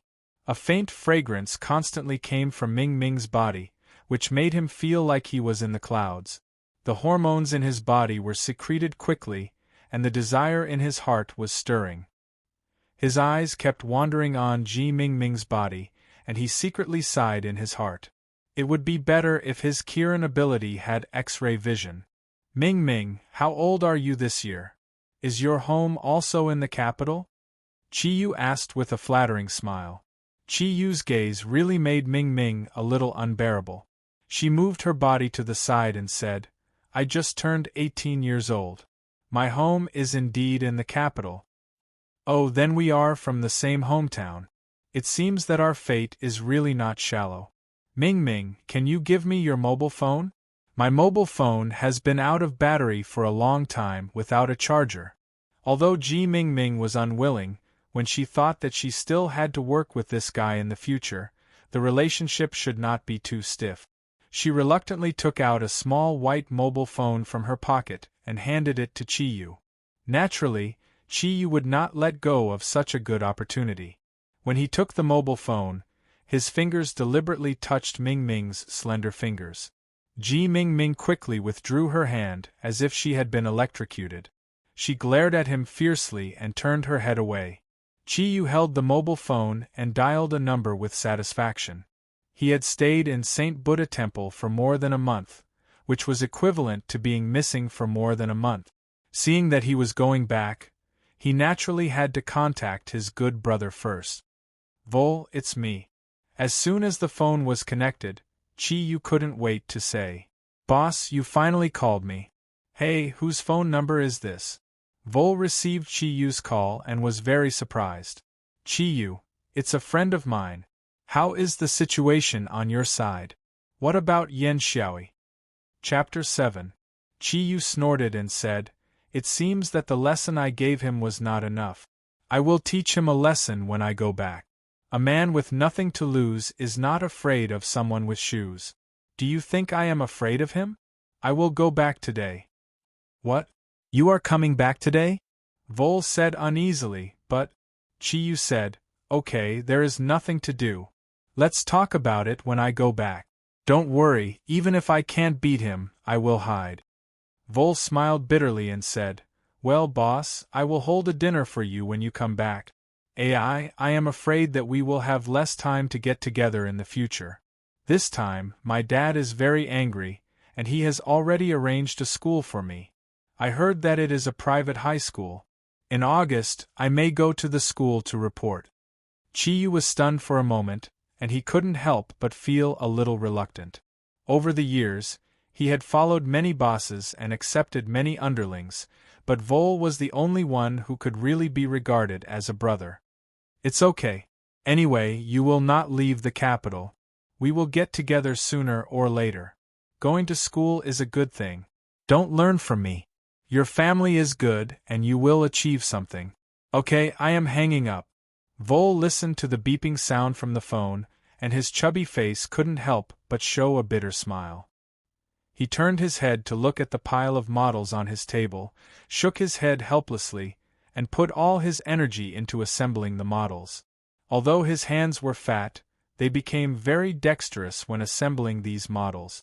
Chi-Yu was about to return the phone to Ji Ming Ming, but he saw that she was wiping her hands with a disinfectant wipe, and the place she wiped was the place that he had touched before. Perhaps because the news brought by Vol made him a little upset, this time he surprisingly didn't want to take advantage of her. He put the phone beside Ji Ming Ming, sat there quietly, and didn't say anything. It wasn't until he got on the plane that Chi-Yu's mood recovered because of the novelty in front of him. The status of the St. Buddha Temple in Tibet was indeed extraordinary. Not only did they not need to buy plane tickets, but they were also first class. The spacious seats made the distance between Chi-Yu and Ming Ming quite a distance. However, Chi-Yu's gaze had already changed its target. Any flight attendant in the first-class cabin was a beauty who was at least at the desire level. His eyes were naturally big enough to eat ice cream. The service of the air stewardesses was absolutely first class. Although they felt that this customer's gaze was a little strange, they could only smile and serve. Accompanied by a loud rumble, the plane finally took off. The moment the plane took off, Chi-Yu jumped in fright from the intense pushing force. He nervously grabbed his seatbelt with both hands as his face turned deathly pale. At this moment, he suddenly thought of a very important problem. He had acrophobia, and it was a very serious one at that. Ji Ming Ming's mentality also changed at this time. When Chi-Yu kept staring at her, she had an indescribable disgust in her heart. Now that Chi-Yu's gaze turned to the air stewardesses, she felt a little disappointed. After all, for a beauty, not receiving attention was far more uncomfortable than receiving attention. It was like a man and a woman staying alone in a room for a night. If the man took the opportunity to do anything improper, the woman would at most scold him as a beast. However, if the man didn't do anything, he would probably be scolded as worse than a beast. Therefore, when Chi Yu's gaze was no longer on Ji Mingming, her gaze instead fell on Chi Yu. If one put aside their subjective understanding of Chi Yu, his appearance was not too bad. Although he was not handsome, his appearance was definitely not annoying. Coupled with a relatively tall figure and a bad smile, he was also somewhat attractive. The plane started. Just when Ji Mingming was about to stop looking at him and sleep for a while, she suddenly noticed that Chi Yu's expression suddenly changed. He tightly grabbed his seat belt for some unknown reason. The fear on his face was obviously not fake. As the plane began to tilt and climb into the air, this situation became more and more obvious. Large drops of sweat fell from his forehead, and even his body began to tremble. An air stewardess noticed Chi Yu's expression and hurriedly walked to his side and asked softly, "Sir, what's wrong? Do you feel any discomfort anywhere?" In front of a beautiful woman, Chi Yu still forced a smile and said, "It's nothing. I'm a little afraid of heights. Maybe I'll be fine in a while." Although he said so, in his heart, he was thinking that the plane was flying so high. What if it fell? As he thought about it, the fear in his heart became stronger. This might be the feeling that all people who suffered from acrophobia felt. Ji Mingming heard Chi Yu's words clearly and almost laughed out loud. She never thought that this guy who always had a bad smile would have acrophobia. Looking at Chi Yu's fear, she couldn't help but feel a trace of pleasure in her heart. However, after all, she was one of the Zodiac guardian god. The kindness in her heart still made her feel a little compassion. She took off her seat belt and walked towards Chi Yu. "Miss, would you please take a seat? It's still in the ascending stage, so it's more dangerous." An air stewardess reminded her carefully. Ji Mingming smiled and said, "It's okay. My friend is a little uncomfortable. I'll take a look at him." She sat down next to Chi Yu. The seats in the first-class cabin were very spacious and could accommodate 2 people. Originally, there was a first-class seat next to Chi Yu, but at the beginning she was afraid of being harassed by Chi Yu again, so she sat in another seat. After all, there were very few passengers in the first-class cabin. Most of the seats were empty, and the flight attendants would not care about her. As soon as Chi Yu saw Ji Mingming, it was like a drowning man seeing a piece of driftwood. Without any hesitation, he put his arms around her waist. His movements were surprisingly fast, and he made his move just at the moment when Ji Mingming sat down. Before Ji Mingming could react, she had been held tightly by a pair of warm and trembling arms. "You!" For a moment, Ji Mingming's heart was filled with shame and anger. Just as she was about to break free, she heard Chi Yu say, "Mingming, let me hug you. I'm so sad." A feeling that she had never felt before instantly entered Ji Mingming's heart. Ever since she was young, she had never been hugged by a man who was not her relative. A strong masculine scent instantly filled her senses. There was a strange energy wave on Chi Yu's body, and this energy wave gave Ji Mingming an unusual feeling of intimacy. Although she knew it was inappropriate, she did not push Chi Yu away. The intimate energy wave became more and more intense, as if there was a burning sensation constantly being transmitted into Ji Mingming's body. Under the effect of this energy wave, the ascending cloud technique that she was cultivating was actually in a boiling state. Ever since Chi Yu hugged her, his body had stopped trembling, and his breathing had become much steadier. His eyes were closed, and his face was pale as he remained motionless. Ji Mingming's ascending cloud technique had already reached the 3rd cloud stage, but it had also reached a huge bottleneck. If she could break through this bottleneck, then her strength would greatly increase. However, it was extremely difficult to break through this bottleneck. This was also one of the reasons why Zagru had asked her to leave with Chi Yu. Breaking through the bottleneck of cultivation was not something that could be achieved with just hard work. At the same time, it also required understanding and luck. However, at this moment, Ji Mingming could clearly feel that the bottleneck that was preventing her from improving had actually loosened slightly. Ji Mingming had also heard from Zagru that Kiran was of great help to the Zodiac guardian god. However, she did not expect that just physical contact, and Chi Yu had just woken up, the energy in his body would have such a huge impact on her. At this moment, whether it was to comfort Chi Yu's acrophobia, or out of consideration for the feeling of breaking through the bottleneck, she could not leave Chi Yu's embrace. At this moment, Chi Yu had a different feeling. The faint fragrance on Ming Ming's body calmed his heart a lot, and the relic bead on his wrist exuded a peaceful aura, stabilizing his mind. An inexplicable energy continuously flowed from Ji Mingming's body into his body. The cool air spread all over his body, and it was indescribably comfortable. Hugging that elastic and graceful body, he actually fell asleep with his mind at ease. At this moment, neither Ji Mingming nor Chi Yu noticed that the Kiran pattern on Chi Yu's body had appeared again. The energy fluctuation that Ji Mingming felt came from this. Chi Yu slept peacefully, while Ji Mingming felt the energy fluctuation on Chi Yu's body while adjusting her ascending cloud skill. Although the posture was not very elegant, her attention was not on it, so she did not feel too embarrassed. The flight time from Tibet to the capital was more than 2 hours. In this situation, time passed very quickly. When Chi Yu woke up because of the weightlessness caused by the plane landing, he could already see the familiar capital from the window of the plane. It was already night. Looking down from the sky, the brightly lit capital looked exceptionally gorgeous. "You're awake." Ji Mingming's voice was obviously much gentler. In the past 2 hours, although she had not broken through her bottleneck, the improvement in her cultivation was more obvious than that of a few days of usual cultivation.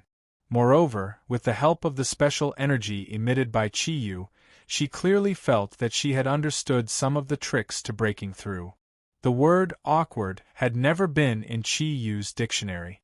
The feeling of acrophobia had long disappeared.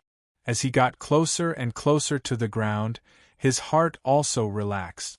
Although his arms were sore and numb from holding Ji Mingming like this, he was unwilling to let go of the wonderful feeling. "We're almost there. Can you let go of me now?" Ji Mingming said helplessly. She was already somewhat helpless against Chi Yu's rogue behavior. Only then did Chi Yu let go of his hand and sit properly. The lingering fragrance of Ji Mingming's body still lingered on his arm, making him indescribably happy. Looking at Ji Mingming's helpless look, he could not help but feel a little touched. This girl obviously did not have a good impression of him, but when he needed it the most, she still chose to help him instead of pushing him away. "Ming, thank you." Chi Yu was rarely serious for a moment. The trace of unhappiness before boarding the plane had disappeared without a trace. Ji Mingming shook her head and said, "You're welcome. Protecting you has always been my mission. We'll be arriving soon. I came back in a hurry, so I didn't inform my family. Do you have a place to stay? We'll stay at your place for 1 night first.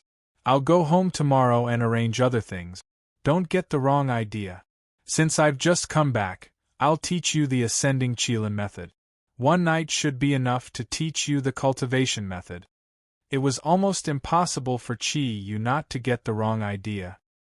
He had just hugged a soft and fragrant jade for more than 2 hours, and the beauty in front of him had taken the initiative to stay at his place for 1 night. How could he not get the wrong idea? After getting off the plane, Chi Yu generously hailed a taxi and went straight to Jingshan district where he had lived for more than 10 years. Although he felt an indescribable heartache when he saw the constantly jumping number on the meter, his heart was filled with excitement when he thought that he could stay with a breathtaking beauty tonight. Ji Mingming did not sit in the front alone this time, but sat in the back with Chi Yu. From getting off the plane to getting on the taxi, she carefully sensed that as long as she was within 1 meter from Chi Yu, His energy fluctuation would bring benefits to her ascending Qilin method. The closer the distance, the more obvious the impact of this energy fluctuation. Among the 3 zodiac guardian gods that had already appeared, Ming Ming, who had the zodiac sign of the chicken, was the weakest one. In order to improve her strength as soon as possible, she had to suffer a little and sit with Qiyu. Qiyu, who else do you have in your family? Ji Ming Ming asked casually in order to avoid Qiyu's gaze. Qiyu was stunned for a moment, and his eyes finally moved away from Ming Ming. He said indifferently, "There's no one else in my family. I'm alone." Ji Ming Ming was also stunned. "What about your parents? Don't they live with you?" Qiyu lit a cigarette, opened the window a little, and said, "Parents? God knows where they are. I've been an orphan since I was a child, and I grew up in an orphanage. Where do you think my parents are?" Ji Ming Ming saw a trace of indifference in Qiyu's eyes. It was appropriate to describe him now with the words, "There is nothing more sorrowful than a dead heart." She said apologetically, "I'm sorry, I didn't know you were an orphan." Qiyu blew out a smoke ring. "It's okay. I'm used to it. It's good to have no parents and I'm freer. At least no one cares about me. I can see that your family environment should be very good. From the first time I saw you, I knew that we weren't the same kind of people. It was Master Zagru who brought us together." Ji Ming Ming looked at him. She suddenly felt that this man didn't seem to be that hateful. In the depths of her heart, she felt pity for him. She wasn't clear about the feelings of an orphan, but she could imagine how difficult it would be for someone who grew up without parents. He definitely didn't want to become like this. If he had the same background as her, he might be more outstanding than her. "Qiyu, are we friends?" Ji Ming Ming asked softly. Qiyu smiled. "On the way back, you're willing to let me carry you. We're already friends. I know that you hate me, but you're still willing to help me in this situation. It's my honor to have a friend like you." Ji Ming Ming also smiled. This was the first time she smiled at Qiyu. Her smile was bright and full of vitality. "Well, from now on, we're friends." Saying that, she took the initiative to extend her hand to Qiyu. At this moment, she didn't do it because of the benefits Qiyu could bring to her cultivation. She suddenly understood Zagru's words. Everyone has their good side. As long as one was good at discovering it, Qiyu wasn't a useless person. Qiyu held Ji Ming Ming's hand, but let out a long sigh. Ji Ming Ming felt strange. "Why are you sighing? Don't you want me as a friend?" Qiyu smiled bitterly and shook his head. "Since you're already treating me as a friend, I can't treat you like before. I don't have an opportunity to flirt with a beauty. How can I not sigh?" Ji Ming Ming giggled. "You're really a ruffian." Qiyu smiled. "I like this title. As the saying goes, you don't need to worry when you're in debt, and you don't need to bite lice. In any case, I already have the title of a rogue, scoundrel, and so on. Ruffian seems to be more suitable for me. I'll take it as a compliment. So what if I'm a ruffian? In the past, didn't Ruffian Kai also chase after Qing Wu Feiyang?" Ji Ming Ming smiled. "Well, Mr. Ruffian, when we get to your place, I want to listen to your story, okay?" Qiyu shook his head. "What's so good about a ruffian story? Do you want to hear the story of a ruffian's growth? Oh, that's right. Since you're coming back with me this time, will I still be living the same life as before?" Ji Ming Ming shook her head. "Of course not. I'm 18 years old this year, and it's time for me to go to university. Master Zagru said that you should go to university with me. We both need to enrich ourselves." Qiyu opened his mouth wide in surprise. "No way, you want me to go to university? I haven't even graduated from junior high school." Ji Ming Ming smiled. "Then you need to work hard. Don't you want to go?" Qiyu quickly shook his head. "Of course I want to go. There must be a lot of beauties in the university. How can I miss this opportunity?" It took an hour for the taxi to send them to Jingshan district, where Qiyu lived. After paying the fare of more than 100 yuan, Qiyu felt an indescribable heartache. Ji Ming Ming looked at the decent residential area in front of her. She couldn't help being a little surprised. She smiled. It seems that your place is pretty good. Chi Yu chuckled and said, I hope you can still give me such an evaluation later. 5 minutes later, Ji Ming Ming's face changed. The residential area was indeed good, but Chi Yu lived in the basement of the residential area. Even the toilet had to be shared here. I'm staying in the one in front. There's only one room and one bed. But don't worry.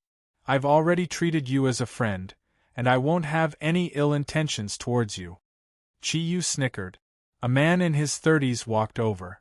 He was half naked and only wore a pair of pants. When he saw Chi Yu, he couldn't help but smile. Where have you been all this time?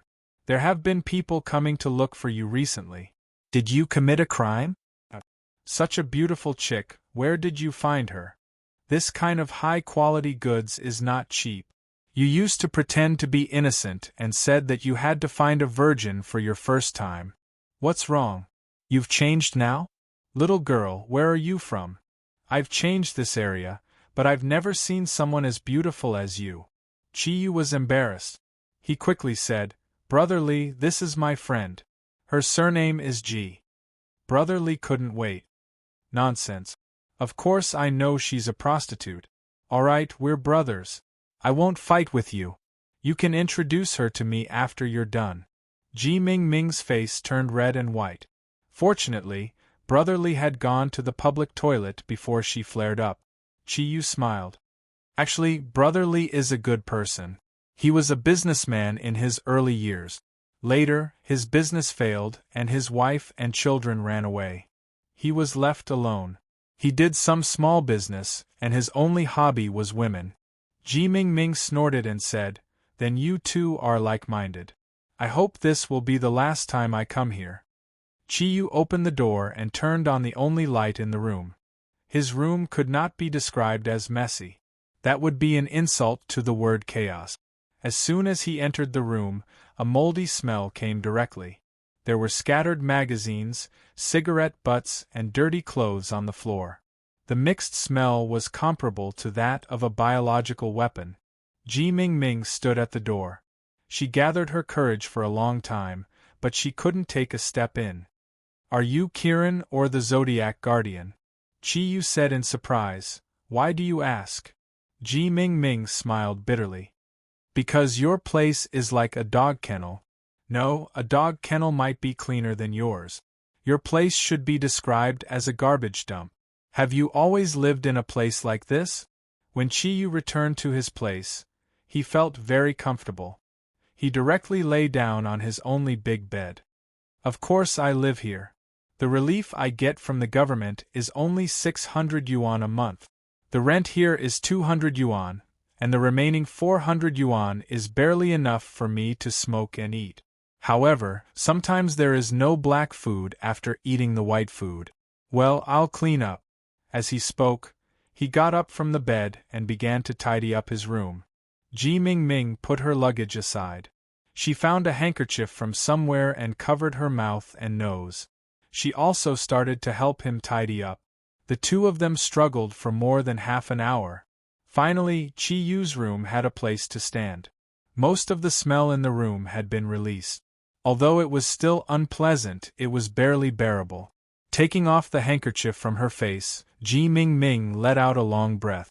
Chi Yu found 2 bags of instant noodles from somewhere. He didn't know whether they had expired or not. He boiled a pot of water and soaked them. Let's eat together. It's too late now. I'll take you to eat something else tomorrow morning. Ji Ming Ming sat on the bed and said, Chi Yu, you will move out with me tomorrow. Chi Yu smiled and said, You won't ask me to live with you in your house, right? Aren't you afraid that I will be kicked out by your family? Ji Ming Ming said snappily, Not my house. Don't worry, there must be a place for you to live. The environment here is really bad. Chi Yu handed a bowl of noodles to Ming Ming. We'll talk about it later. I don't care. It doesn't matter where I live. It's good to have a free place. However, I'll say it in advance. I can live here, but you don't have to give me money. I'm not living off a woman. Ji Ming rolled her eyes at him and said, "You also have to have the conditions to live off a woman. Do you think this great beauty needs to find a man to live off a woman?" Chi Yu felt wronged and said, "You don't have to attack me like this. Although I'm not very handsome, I can still be considered average." Ji Ming pretended to vomit. "Alright, stop being so cocky. I will teach you the ascending Qilin technique now. Whether you can achieve anything in the future will depend on your own hard work." Chi Yu nodded and made a gesture of pointing to the sky with one hand. "In order to become a Superman who wears underwear on the outside, I will also work hard." Ji Ming giggled and said, "Can't you be more civilized with your words? What underwear on the outside, it sounds so bad." Chi Yu smiled and said, "This is my style. Alright, Teacher Chicken, we can start." Ji Ming rolled her eyes at him. She realized that although Chi Yu was not a good person, after establishing a friendship with him, chatting with him made her feel relaxed and happy. The cultivation method of the ascending Qilin technique is not difficult. Our entire cultivation method can be called the ascending cloud technique. Every time a cloud rises, there will be a corresponding increase in strength, and the ascending Qilin technique is specially for you. Whether it is the Zodiac guardian god or you, ruffian Kirin, when you cultivate, you must focus on the development of your own potential. Because we have inherited the bloodline from ancient times, our potential is far greater than that of ordinary people. Therefore, the best way is to constantly cultivate and turn your potential into strength. Do you understand what I'm saying? Chi Yu nodded and said, "No matter what, I also graduated from primary school, I can understand. Continue, as long as you tell me how to cultivate, I will definitely do my best." Ji Ming said seriously, "Clouds are illusory, just like our strength. We cultivate our own ability, and our own ability is closely related to our own attribute. For example, I cultivate the ability of a chicken, and the chicken's ability mainly lies in its mouth, wings, claws, and voice. Therefore, the power of my ascending cloud technique is also reflected in these four aspects. You are Kirin, an auspicious sign from the heavens. The most important thing about Kirin's ability is the overall balance. There is no special strength, but there is no special weakness either. In ancient times, Kirin could use a special spell to subdue other strange beasts. Later on, after humans inherited the bloodline of Kirin, this spell became the method to control Kirin's ability. The spell is very simple, perhaps you have heard of it before, it is the 9 secret words. Lin Bing Do Zhe Jie Zhen Lai Qian Xing. These 9 words are the incantations you will use in the future. The way you snapped your fingers can be said to be a blind cat running into a dead mouse. Lin. Chi Yu originally wanted to repeat the 9 syllables incantation, but the moment he uttered the first word, a small ball of flame immediately emerged from his right hand. Compared to when he had snapped his fingers, it was clearly much denser. Chi Yu could clearly feel that as the flame burned, there seemed to be a strange thing in his body that was gradually being consumed. Although the speed of consumption was not very fast, he could clearly feel it. Ji Ming smiled and said, "See, this is the incantation that Kirin can naturally use. The thing that supports your ability is the thundercloud force. The stronger the thundercloud force, the stronger your ability, and the longer it can last. As for how to integrate it with your own ability, you will have to rely on yourself to complete it. Alright, next, I will explain the cultivation method of the ascending cloud technique in detail." Chi Yu looked at the flame in his hand and was suddenly very excited. He quickly took out a cigarette from his pocket and lit it up. "Damn, save it. I don't need to buy a lighter in the future. This is really good." Ji Ming was just about to start explaining the cultivation method, but she was immediately choked by Chi Yu's words. You actually used Kirin's ability to light a cigarette. I really admire you."